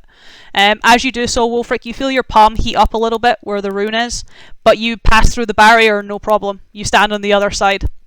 Where... I still see them. Yeah. Your hands get a bit toasty, but it doesn't do anything otherwise. Can they hear me? Yep. Or I wouldn't know if they could hear me or not. You can still hear like everything on the other side of the barrier and on this side. It almost just seems like this is a protection barrier rather than an actual like encasing barrier. It's just a wall rather than like a seal. Essentially, yeah. Come on in, the water's fine. Come on in, the magic abjuration wall's fine. I'm gonna sigh. Magic protection wall. Wolfric wouldn't know the word abjuration. I'll sigh and have a pass through the barrier with Wolfric. Can you give me a Constitution saving throw, Eidolon? Yeah, thought this was gonna happen. Swell. Actually, I'll get to the barrier and, like, firstly I'm gonna put, like, the right-hand side of my body through, which I'm assuming is perfectly That's fine. And then just, like, the... It looks very janky as Eidolon's doing this, as he just sighs and then goes to pull the left half of himself through. Yo, Call of Cthulhu over there is about to get his shit rocked by the orc barrier. Oh, boo-hoo, I'm gonna fucking die. That's a nat 20. Cool. As you can feel burning going from the left-hand side of your face all the way down your chest, into your arm, down to your fingertips. You can almost feel the barrier trying to strip your body of the blight. Obviously it doesn't. You're able to resist it, you get through, and your arm is very burned but still attached to your body, which is very positive. Well, that fucking hurt. You're right there. You're right there. Eidolon, you're looking a bit crispy. I don't think protective barriers respond very well to demonic eldritch infections. Maybe a bit of moisturizer. Essential oils, that's all I'll need. Mark's already be a little bit concerned about how Eidolon reacts, considering I have not a too dissimilar affliction. But Well, I'll come on try. in and try. We got through. I got through fine enough, so... Yeah, I'll cautiously try to push through the barrier. I need a Constitution saving throw from you. Woo! We're the infected gang. Damn, sucks. Damn, imagine having made a deal with an evil entity. This post was made by Paladin Gang. Ranaagash is fine. 12. You only take 6 I'm pretty damage. Sure pretty sure Only you also take- get the +4 from Wolfric's aura. Yeah. 'Cause he's Even nearby. with the +4, it puts it to a 16, which is still a fail. Oh. Damn. Well, it's a magical barrier put here to protect it from the very thing that's inside of the two of you. Haha, eat a dick. As for you, you can feel it almost try to burn your brand, but at the same time, you can almost feel it sap the life from you, Marcusar, as it's a very unpleasant feeling as you pass through this barrier. As I stumble through. As Ranaagash, do you go through too? Yes. I need a Constitution all- saving throw from you too. The Wolfric is just... Wolfric's completely fine. He's Wolfric is without sin. Wolfric found God. The rest of you abandoned him. I just like the fact that Wolfric was walked through first and was like, your hand will get a bit toasty, but that's fine, and everyone else is going through just fucking dying. You lied! Yeah, well, I didn't factor in that the rest of you have evil demonic entities that are tethered to you. Such mind doesn't announce itself as evil. I'm just a guy with an axe. For yourself, Ran, you take 3 damage. As it doesn't really burn your skin or your body, it more almost burns your head, sending it into a very dizzying state as you stumble through the barrier, and the world takes a little bit of time to just stop spinning, as the 4 of you are all on the other side, where there's not really much here apart from a collection of ruins, though for, well, all of you eventually, when Ranaagash's sight returns to normal, you can see a set of stairs in the far side of these ruins that seem to go deep beneath the earth. I guess we're descending then. We're through the spooky barrier, might as well keep going. Down the stairs do we go? And if there's ever any other of these wards, I'm not trusting you that it's just going to burn a little bit. Right. Well, I'm sorry that I'm the most normal one here, apparently. Most of us didn't ask for this. Yeah, no one ever asks for a lot of things that happen to them. They still happen. Anyway. I'm more just gesture his holy axe on his back. Yeah, right, I know. This was a conscious decision. It was, yeah. This was a conscious decision, and it has done nothing but good things for me. As you guys descend the stairs, and I need some more juice, so I'm going to cut to break screen for a little bit. Not long for us, but it'll be a little bit of extra time for the guys on the other side of the screen, as I just need to refill before we get into the proper shrine and the proper trials, and this could be interesting. One of these episodes in the intermission, you just gotta go, let's all go to the lobby.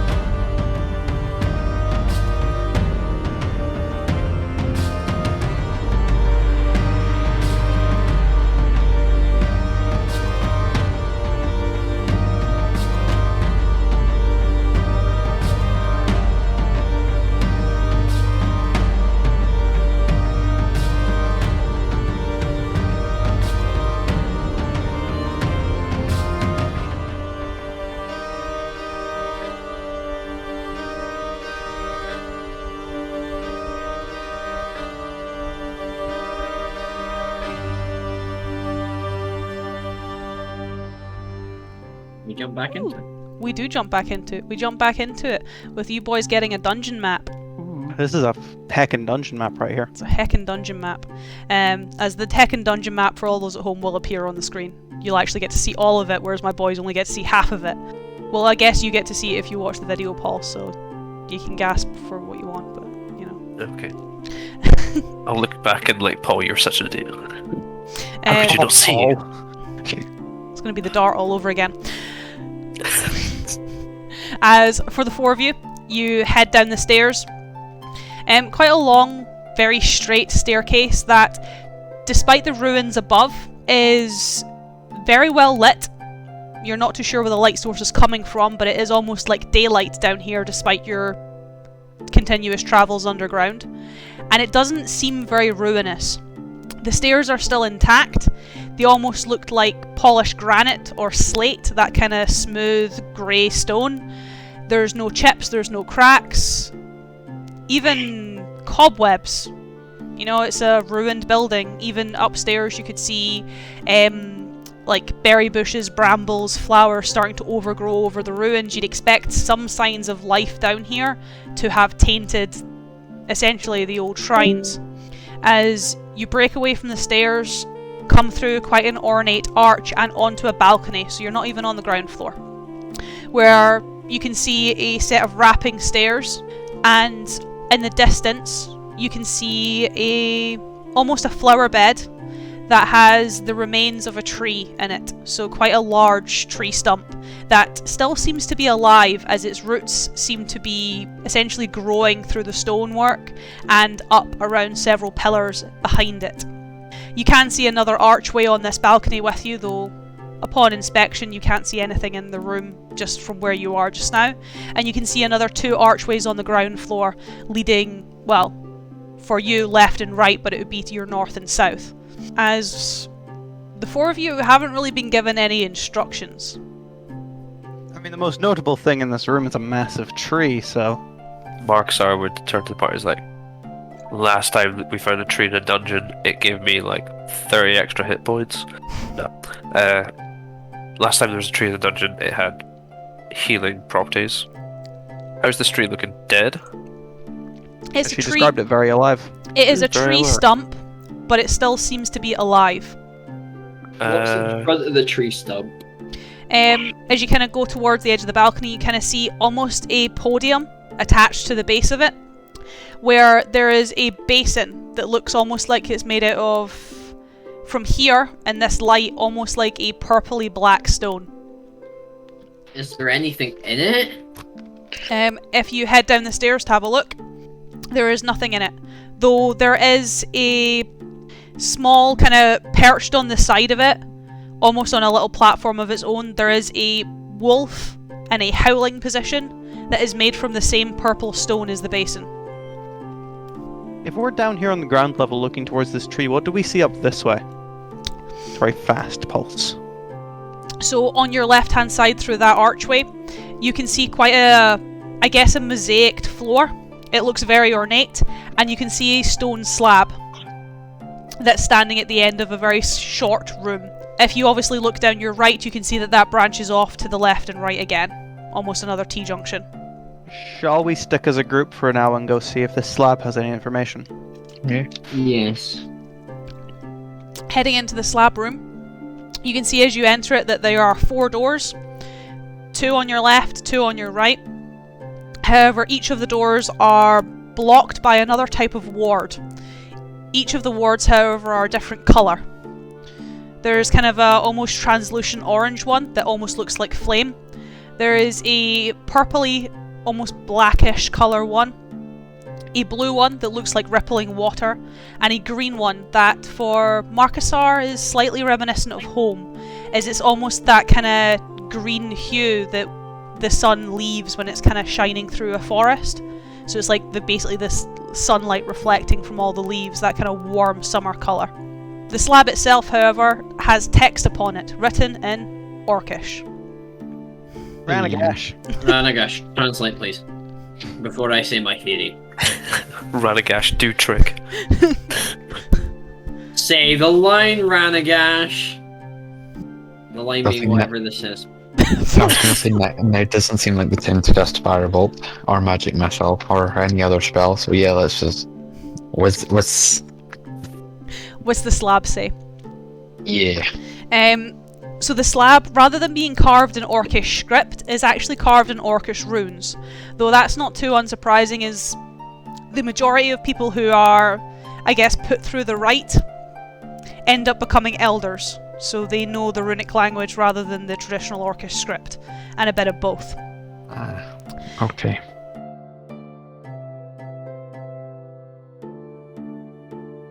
Ewan, is that you or is it getting worse? I'm not doing anything. Your laptop's These are trying what- to speak to us.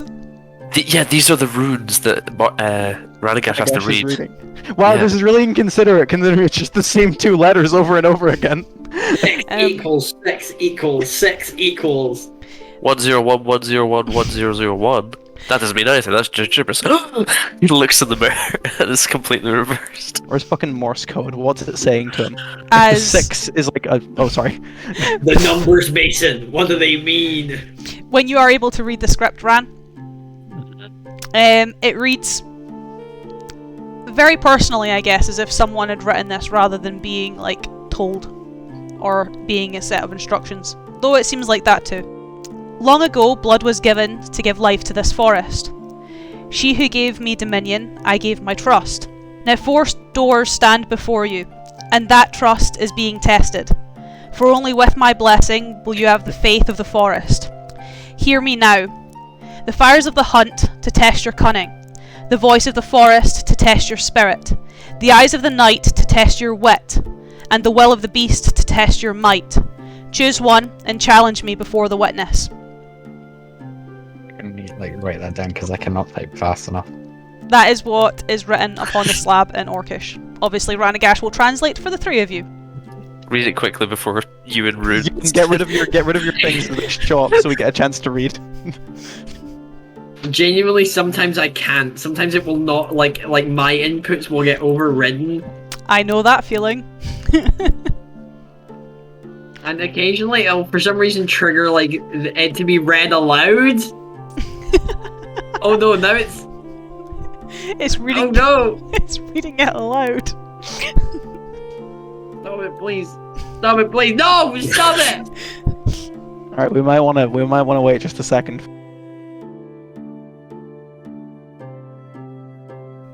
It's choose one and challenge me before the witness. The witness is Bartak. Are we gonna have to fight Bartak? No, it's just I think it just means that he's watching us. Yeah. It says challenge me before the witness, which means we're challenging someone else, and it's before the witness, so like the witness is watching. The fires of the hunt to test your cunning, the voice of the forest to test your spirit, you're the eyes of the challenging night to test your Mac wit, Thor. and the will of the beast to test your might. So, fire, voice, eyes, will. I mean, there's also like the last parts, which are like cunning, spirit, wit, and might. Well, I am clearly cunning. No, if anything, you're the voice of the forest, Mark. Sorry. The voice of the forest. Considering you literally speak for the forest. Will of the beast to test your might. That's Wolfric. Eyes of the night. I want to say Eidolon. So fires of the hunt. Is that Ranaagash? I mean, Ranaagash, you were a hunter right at the beginning. We'll head over. If I go over to that little wolf and I pick it up, It doesn't come off the basin. doesn't come off the basin. Does the basin come off? Nope. The whole pedestal lifts. Oh, long ago, blood was given to give this forest life. Do you maybe have to try cut yourself into the basin? I'll try that. Do we know which basin represents which? Well, you've, Of only, the you've only four found things. one of the basins. You've only found one. Okay. Well, I say we should all hunt around and find the other basins. If we know there's going to be other basins. Well, you've not explored the whole thing, because you guys came down the stairs into the main room, hence you found the basin with the little wolf on it. You found the plaque, which obviously you've read out, you've read the words on the stone. There was the other room on top of the balcony, which you guys never really looked into, and then there's the kind of T-junction on the other side of the room, which you guys obviously haven't explored. For now, I think we should wait beside Wolfric since he's already doing something, see what happens, and then we should start our little investigation. I mean, yeah, in fairness, just put a bit of blood in it. Nothing will happen. I'll put a little bit of blood into the purple one. What is higher on your character sheet, Wolfric? Your wisdom or your constitution? Constitution. Okay. As you kind of watch as Wolfric kind of almost pricks his hand, just a little bit, not a lot, enough to kind of drip into the basin. It almost looks like when it goes in, a lot more blood that he dripped in seems to fill the basin. And as you kind of stand and watch from the tree stump, kind of almost jumping up, you're not too sure where from, as it's just seemingly appeared, there is a almost spectral wolf that jumps up, walks along the kind of rim of this flower bed, and then sits upon the stump, where it stares at you, Wolfric. The rest of you can see it, but you just watch as it looks at Wolfric, as you can almost feel it almost stare through you, looking into your soul, looking into your heart, almost judging you. I need you to make me 3 Constitution saving throws. Okay. That's a lot of saves. Oh god, no, this is not fun. Yeah, the inputs on the keyboard. Yeah, look. Oh no! Oh yeah, no. look, literally, I can't fucking type. Can you use the like the actual like Roller what inside. Paul used, like the dice roller? There we go. Okay, that's 1. Oh, That's not good. no good is not good. As you kind of almost stare back at it, let it try and, I guess, take sight of your heart. You can feel it almost starting to burn. You can feel it starting to tense. And for the rest of you, you'll be able to see as the wolf itself starts to, I guess, turn black in its colour. Starts to almost turn like charcoal, where it gets up from the stump, takes a pounce position, and pounces at Wolfric, almost pouncing through him as it disappears and dissipates. Wolfric, you take 11 points of damage, force damage, as you can all hear a howl almost echo through this hall, and Wolfric's blood has disappeared from the basin. Do we go over to the doors and has the purple one changed? I think that means it didn't work. I say we should fully explore this dungeon. There's clearly 4 doors here, so let's try and find the corresponding one and figure out what there is in each Was of that the... maybe the voice of the forest? 'Cause, well, the howl. I mean, So next That's- time we find one, if we can try, like, I yeah. don't know, like, compare it to the riddle.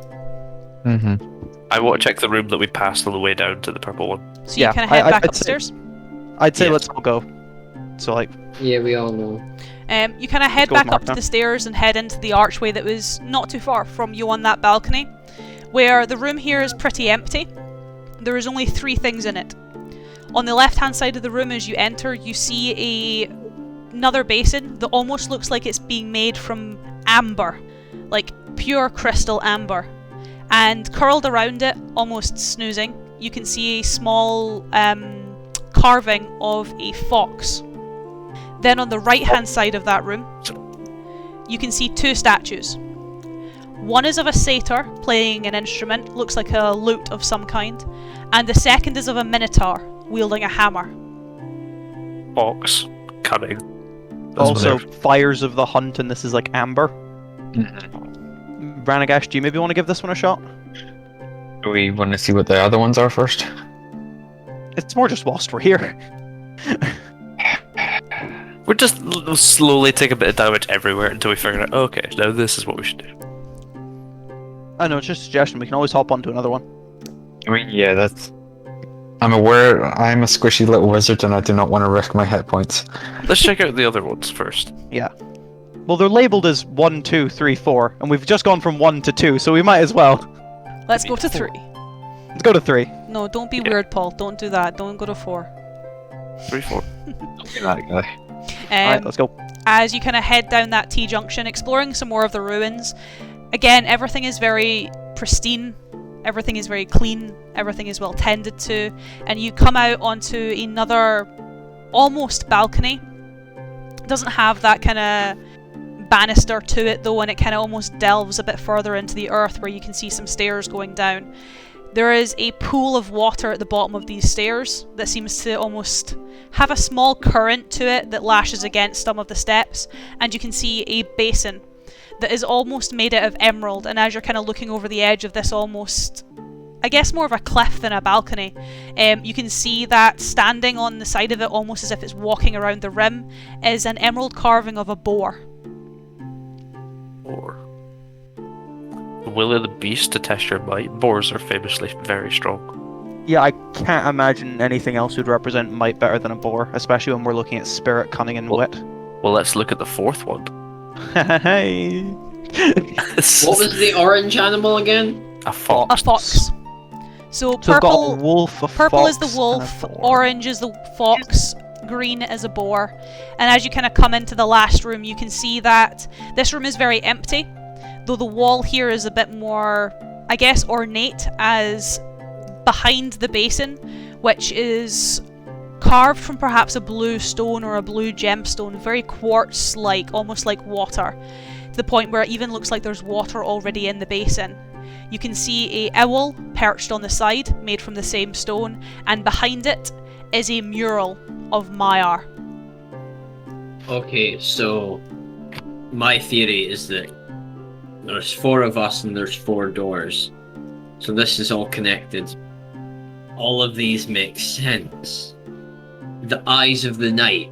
What do owls do? They can see in the dark. They're famously one of the few avians that can actually see in the dark because they're most suited for nighttime hunting. Actually, did you know that owls have special feathers in their wings that means that they fly noiseless?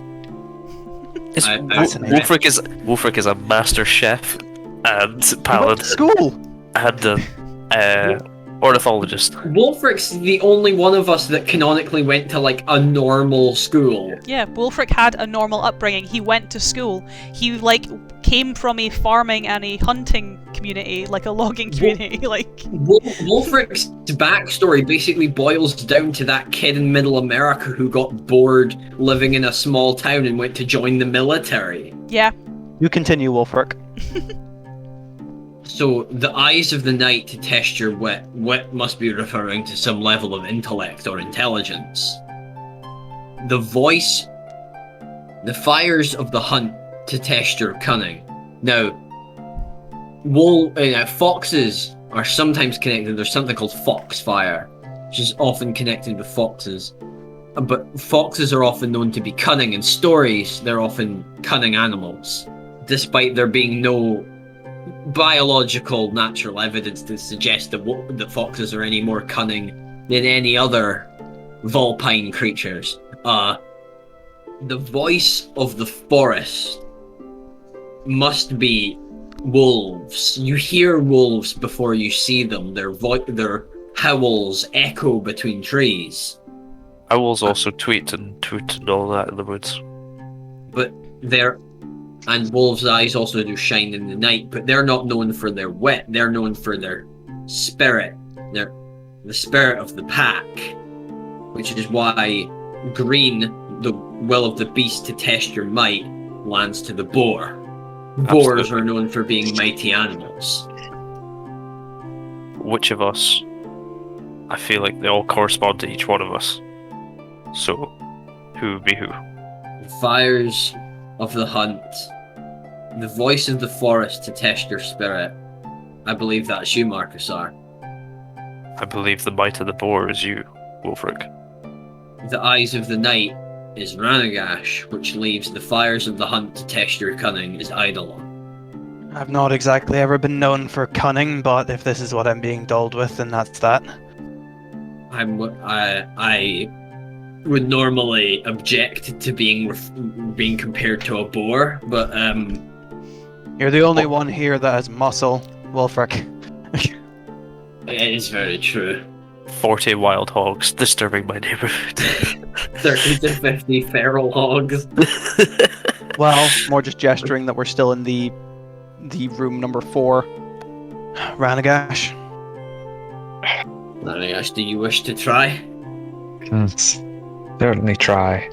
Not sure if wit is my thing, but wit and cunning are not far apart. Wit does not always necessitate witticism, but one's wit is often their ability to react to situations through intelligence. Alright, let's give it a shot then. And For I'll, example, the idiom, you have your wits about you. well, With his 9 Rich. wisdom. yeah. Oh, it's right though. As I think I already know the answer to this, Ranaagash, as you prick your finger and pour some blood into the basin. Is your intelligence or your wisdom higher? You know, just by a small amount, I think it just has to be intelligence, you know? Just by 10, I think, is it not? A slight difference of 10, yes.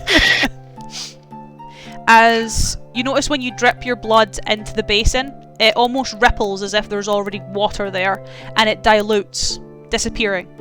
But as it does so, you notice that the mural starts to shift and it starts to move, where it starts to almost come to life. The wind blows through the trees, the animals in it start to move, and you can even see a small pond and several slabs of the stone start to ripple and move.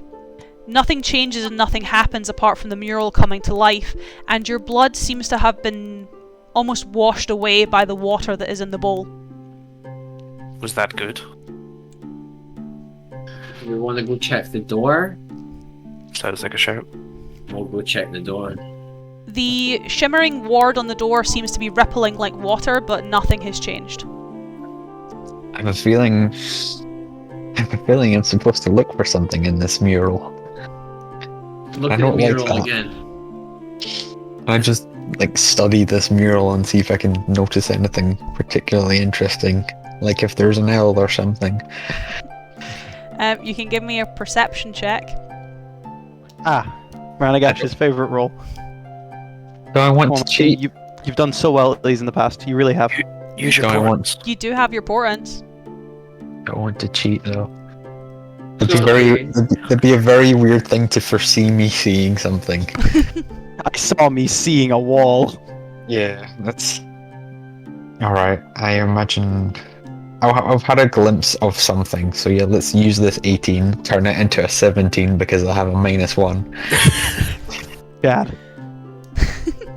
But yeah, let's look for whatever the hell it was I saw.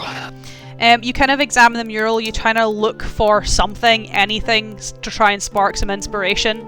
And you notice in the stone slabs that are specifically carved to represent pools of water, you can see your drop of blood almost suspended in them, unable to move, unable to expand, unable to flow, just trapped in the water. Explains why I saw that last night in my dreams, but does not explain what I'm supposed to do now. The blue door is now like sort of shimmering like water, correct? Almost like a waterfall. That was my thinking. Could you push through it? Ranaagash, you want to try and push through the door? Certainly try, and I shall attempt to do so.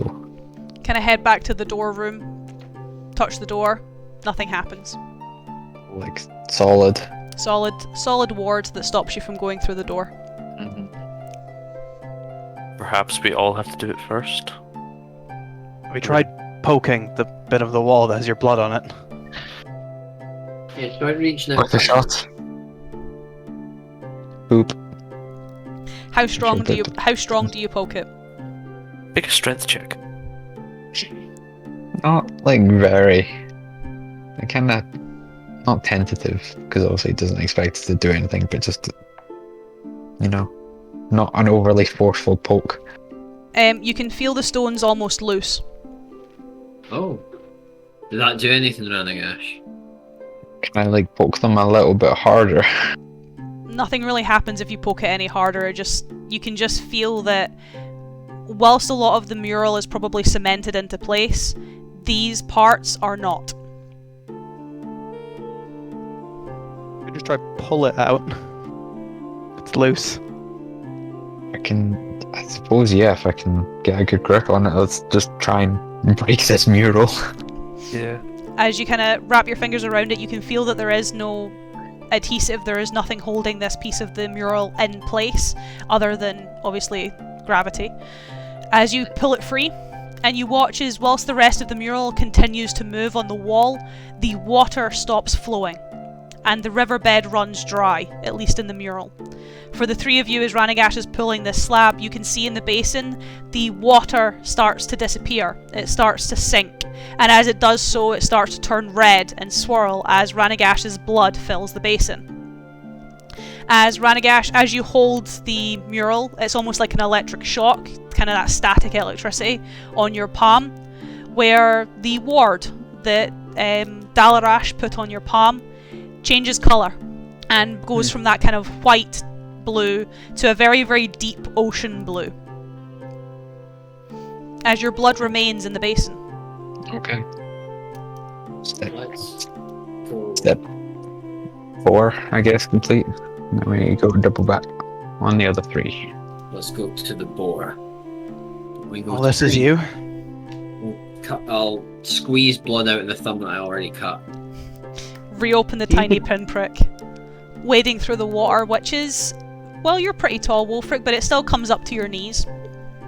As I feel like I also know the answer to this question, but is your strength or your constitution higher? You know the answer for that. But for the folks at home, Strength. Big, strong man.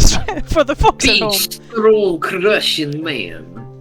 No, you're a big, strong Germanic man, Wolfric. Yeah, that. As I actually need to find this thing's strength. Does Will forget an arm wrestle? Not quite. That's not too bad. I think you can do that.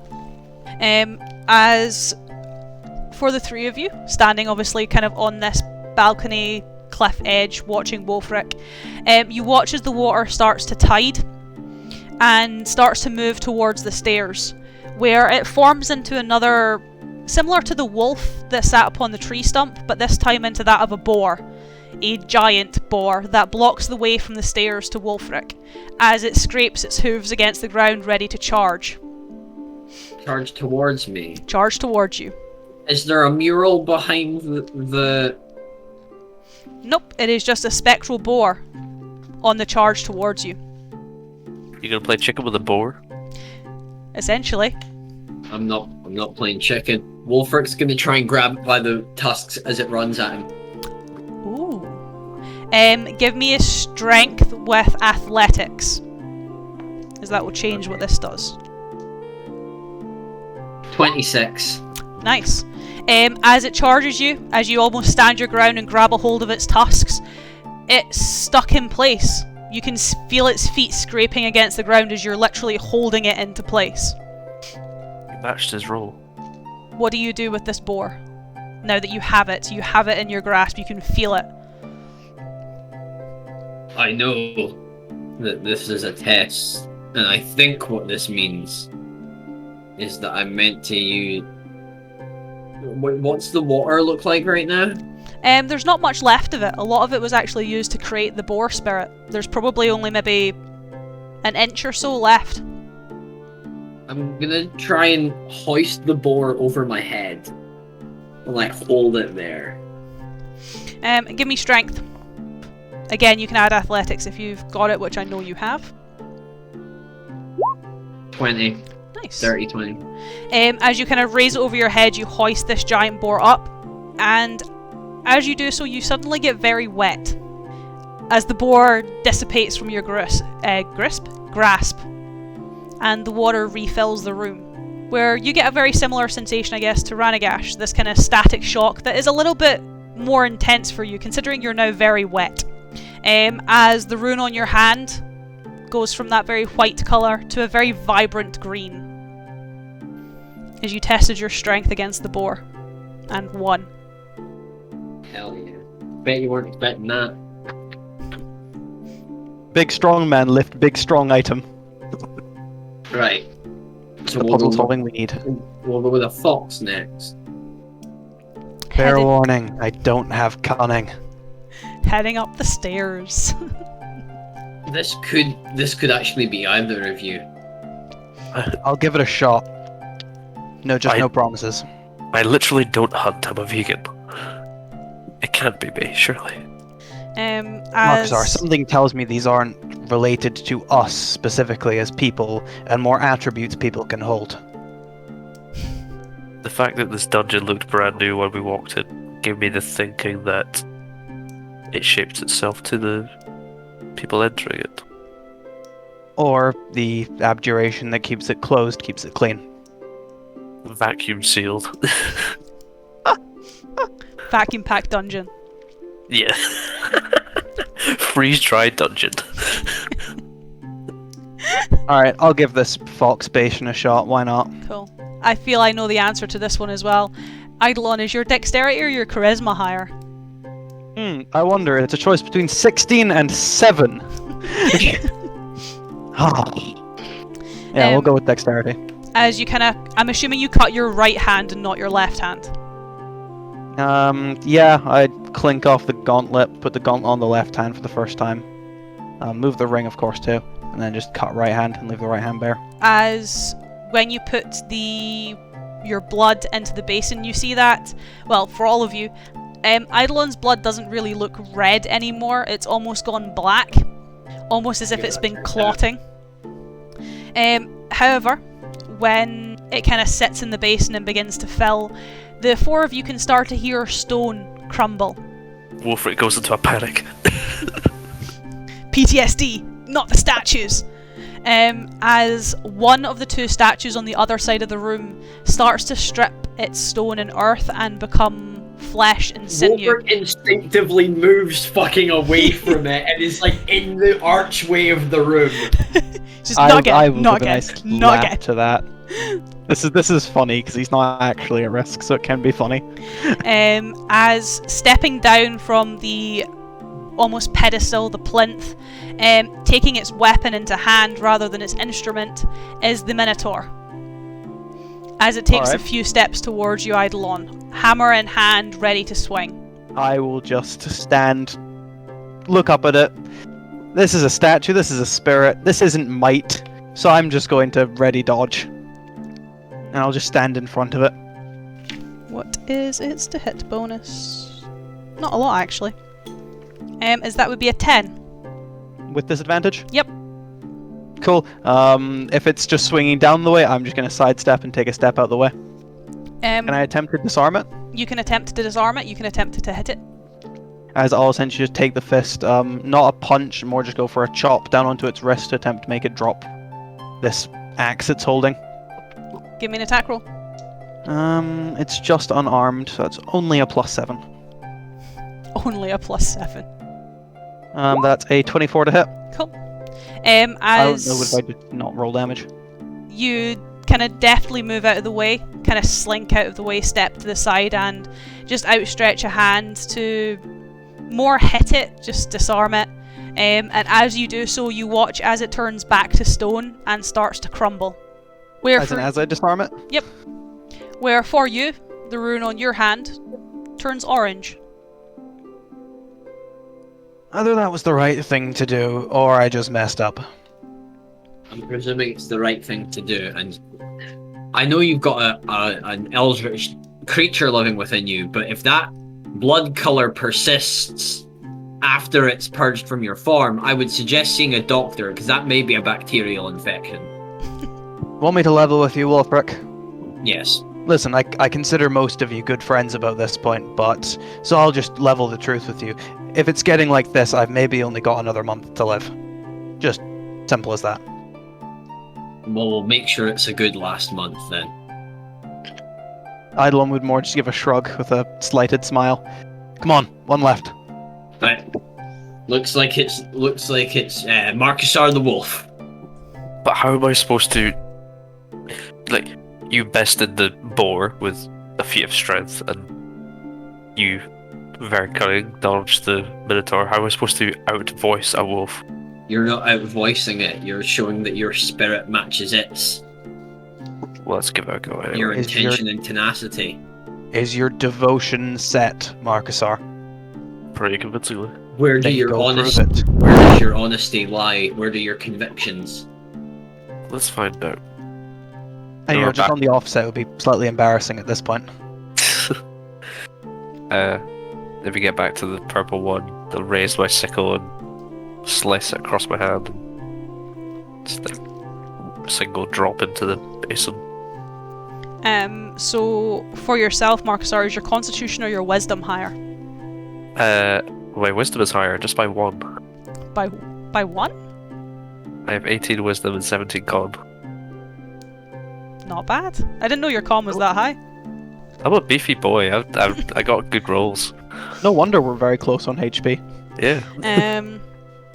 As for yourself, you obviously have seen Wolfrix do this, and you kind of ready yourself and expect a very similar thing to happen. You expect the wolf to appear and sit upon the podium and stare at you. It doesn't.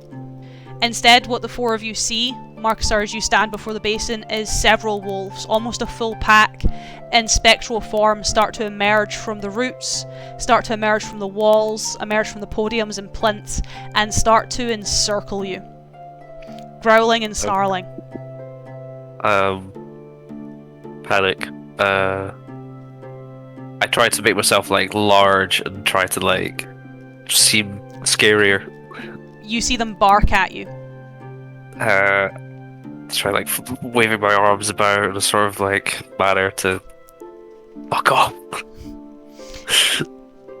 They do not, as they get closer and closer with every step. Your acts of aggression or your acts of intimidation seemingly only to rile them. I try to like growl at them and be very loud and scare them off. Oh no. I'm assuming a 9 doesn't hit you. It doesn't actually, no. I don't know why I panicked there. As oh wait, no. As one of the pack leaps from one of the sides, seemingly ignoring the other 3, and leaps through you, not obviously hurting you or harming you, but you see the others readying themselves to do the same. Marksar is having flashbacks of session 2, where I tried to scare off some wolves and it killed an innocent man. Seeing that, I guess like this Marksar hasn't really had to like face wolves properly, like on his own at least. And he kind of like searched deep inside himself and tried to like muster some last ounce of like fear that he can instill in these wolves.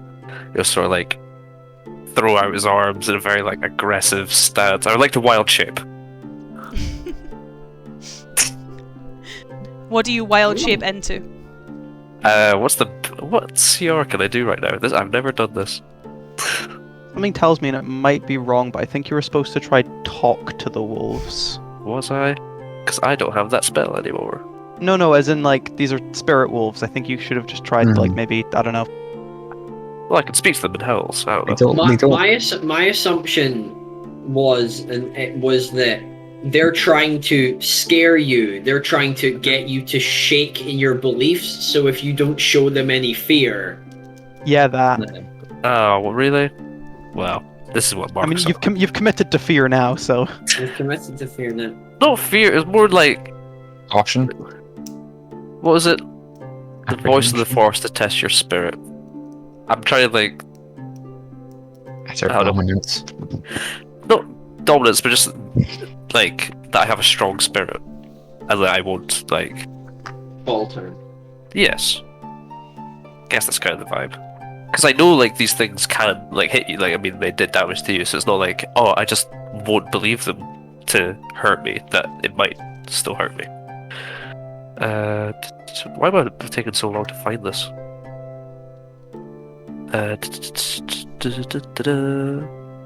Oh wait, what? No, that's cleric. Why am I looking at the wrong page? God damn it, Paul. I can. Oh yeah, CR1. What? Where's the little file that Emma sent me in the past? I was not prepared for this. Take your time. I think you can go into a dire wolf for the CR you're currently at. You can do, yeah. But you've given me some very specific ones. That was when you were connected to the she. Oh shit. It was, yeah. And wolf's not even on that list. Nope. Well, yes, I shall try to. Because are these just like regular wolves or like dire wolves? These are just regular wolves. Well, I think turning into a big ass dire wolf might scare. Well, not scare them, but like show I have a stronger spirit is my intention. This isn't gonna work. No, I think Wolfric was about right. I think you kind of just needed to stand there. Well, I can stand there as a wolf. I can stand there as a wolf. It's more, I guess, in my perspective, you've shown the act of, well, transforming to do so. I am one of you. I am one with the forest. I am a wolf. Yeah, but you're showing them acts of aggression. On all levels except physical. I am a wolf. Oh no. Oh god. 4, and I'll roll one of them again. Are the stats for animals? Yeah, they're here. They're in... They're the back of the page. Yeah, I literally just turned it by accident. I don't know if a direwolf is, but I have your stats here. Because I've got the monster manual. As your AC is now 14, which gives you a lot of hits. Your new health, at least whilst you're in this form, is... Give me 2 seconds. 37 hit points. Yeah. As that is 4, 8, 10, 13, 17. This is all the damage I'm taking. Yep. Great. So this hasn't worked whatsoever. As you take 17 damage, as the three of you watch as Marcusar transforms. First time he's done so. Though, I guess it's perhaps not as spectacular as it could have been. Oh no, I just thought it was a cool moment. You transform into... Well, you look pretty cool, as you would transform into a dire wolf, though it's almost a wolf dancing the line between that and death. Kind of like his silver blue hair, still there on the wolf's fur, but almost tainted black. You can see green almost netted through several bits of his fur as he turns into this very monstrous beast that knocks a few of you back, if only for a little bit, just because of the size he becomes. Though that doesn't seem to deter the wolves, as something much bigger, something much larger than them, they begin to hunt as a pack.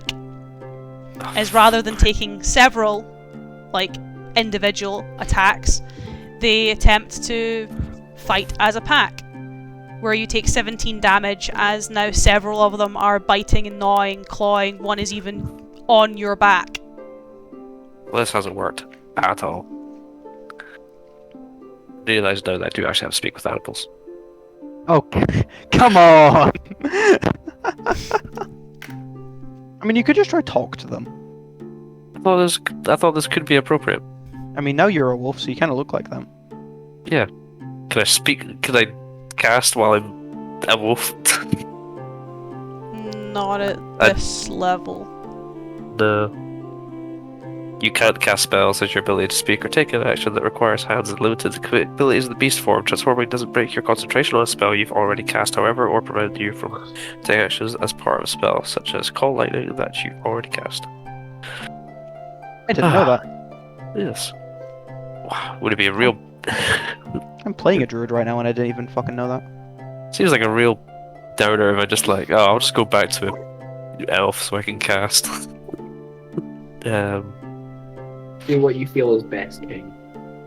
If you want to roar, give him a fucking roar. But Neither I. oh no, it's...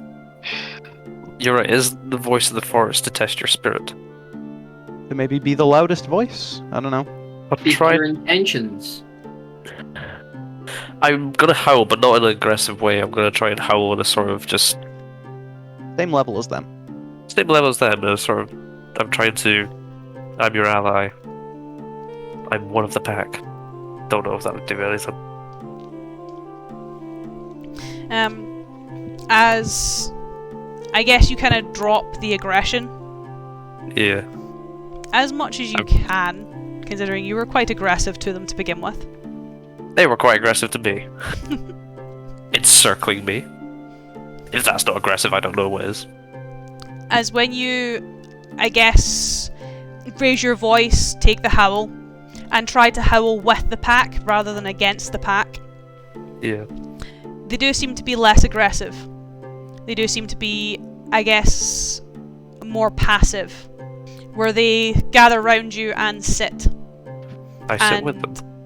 Howl. Oh, it's that scene from Zootopia. We all just howl. Oh.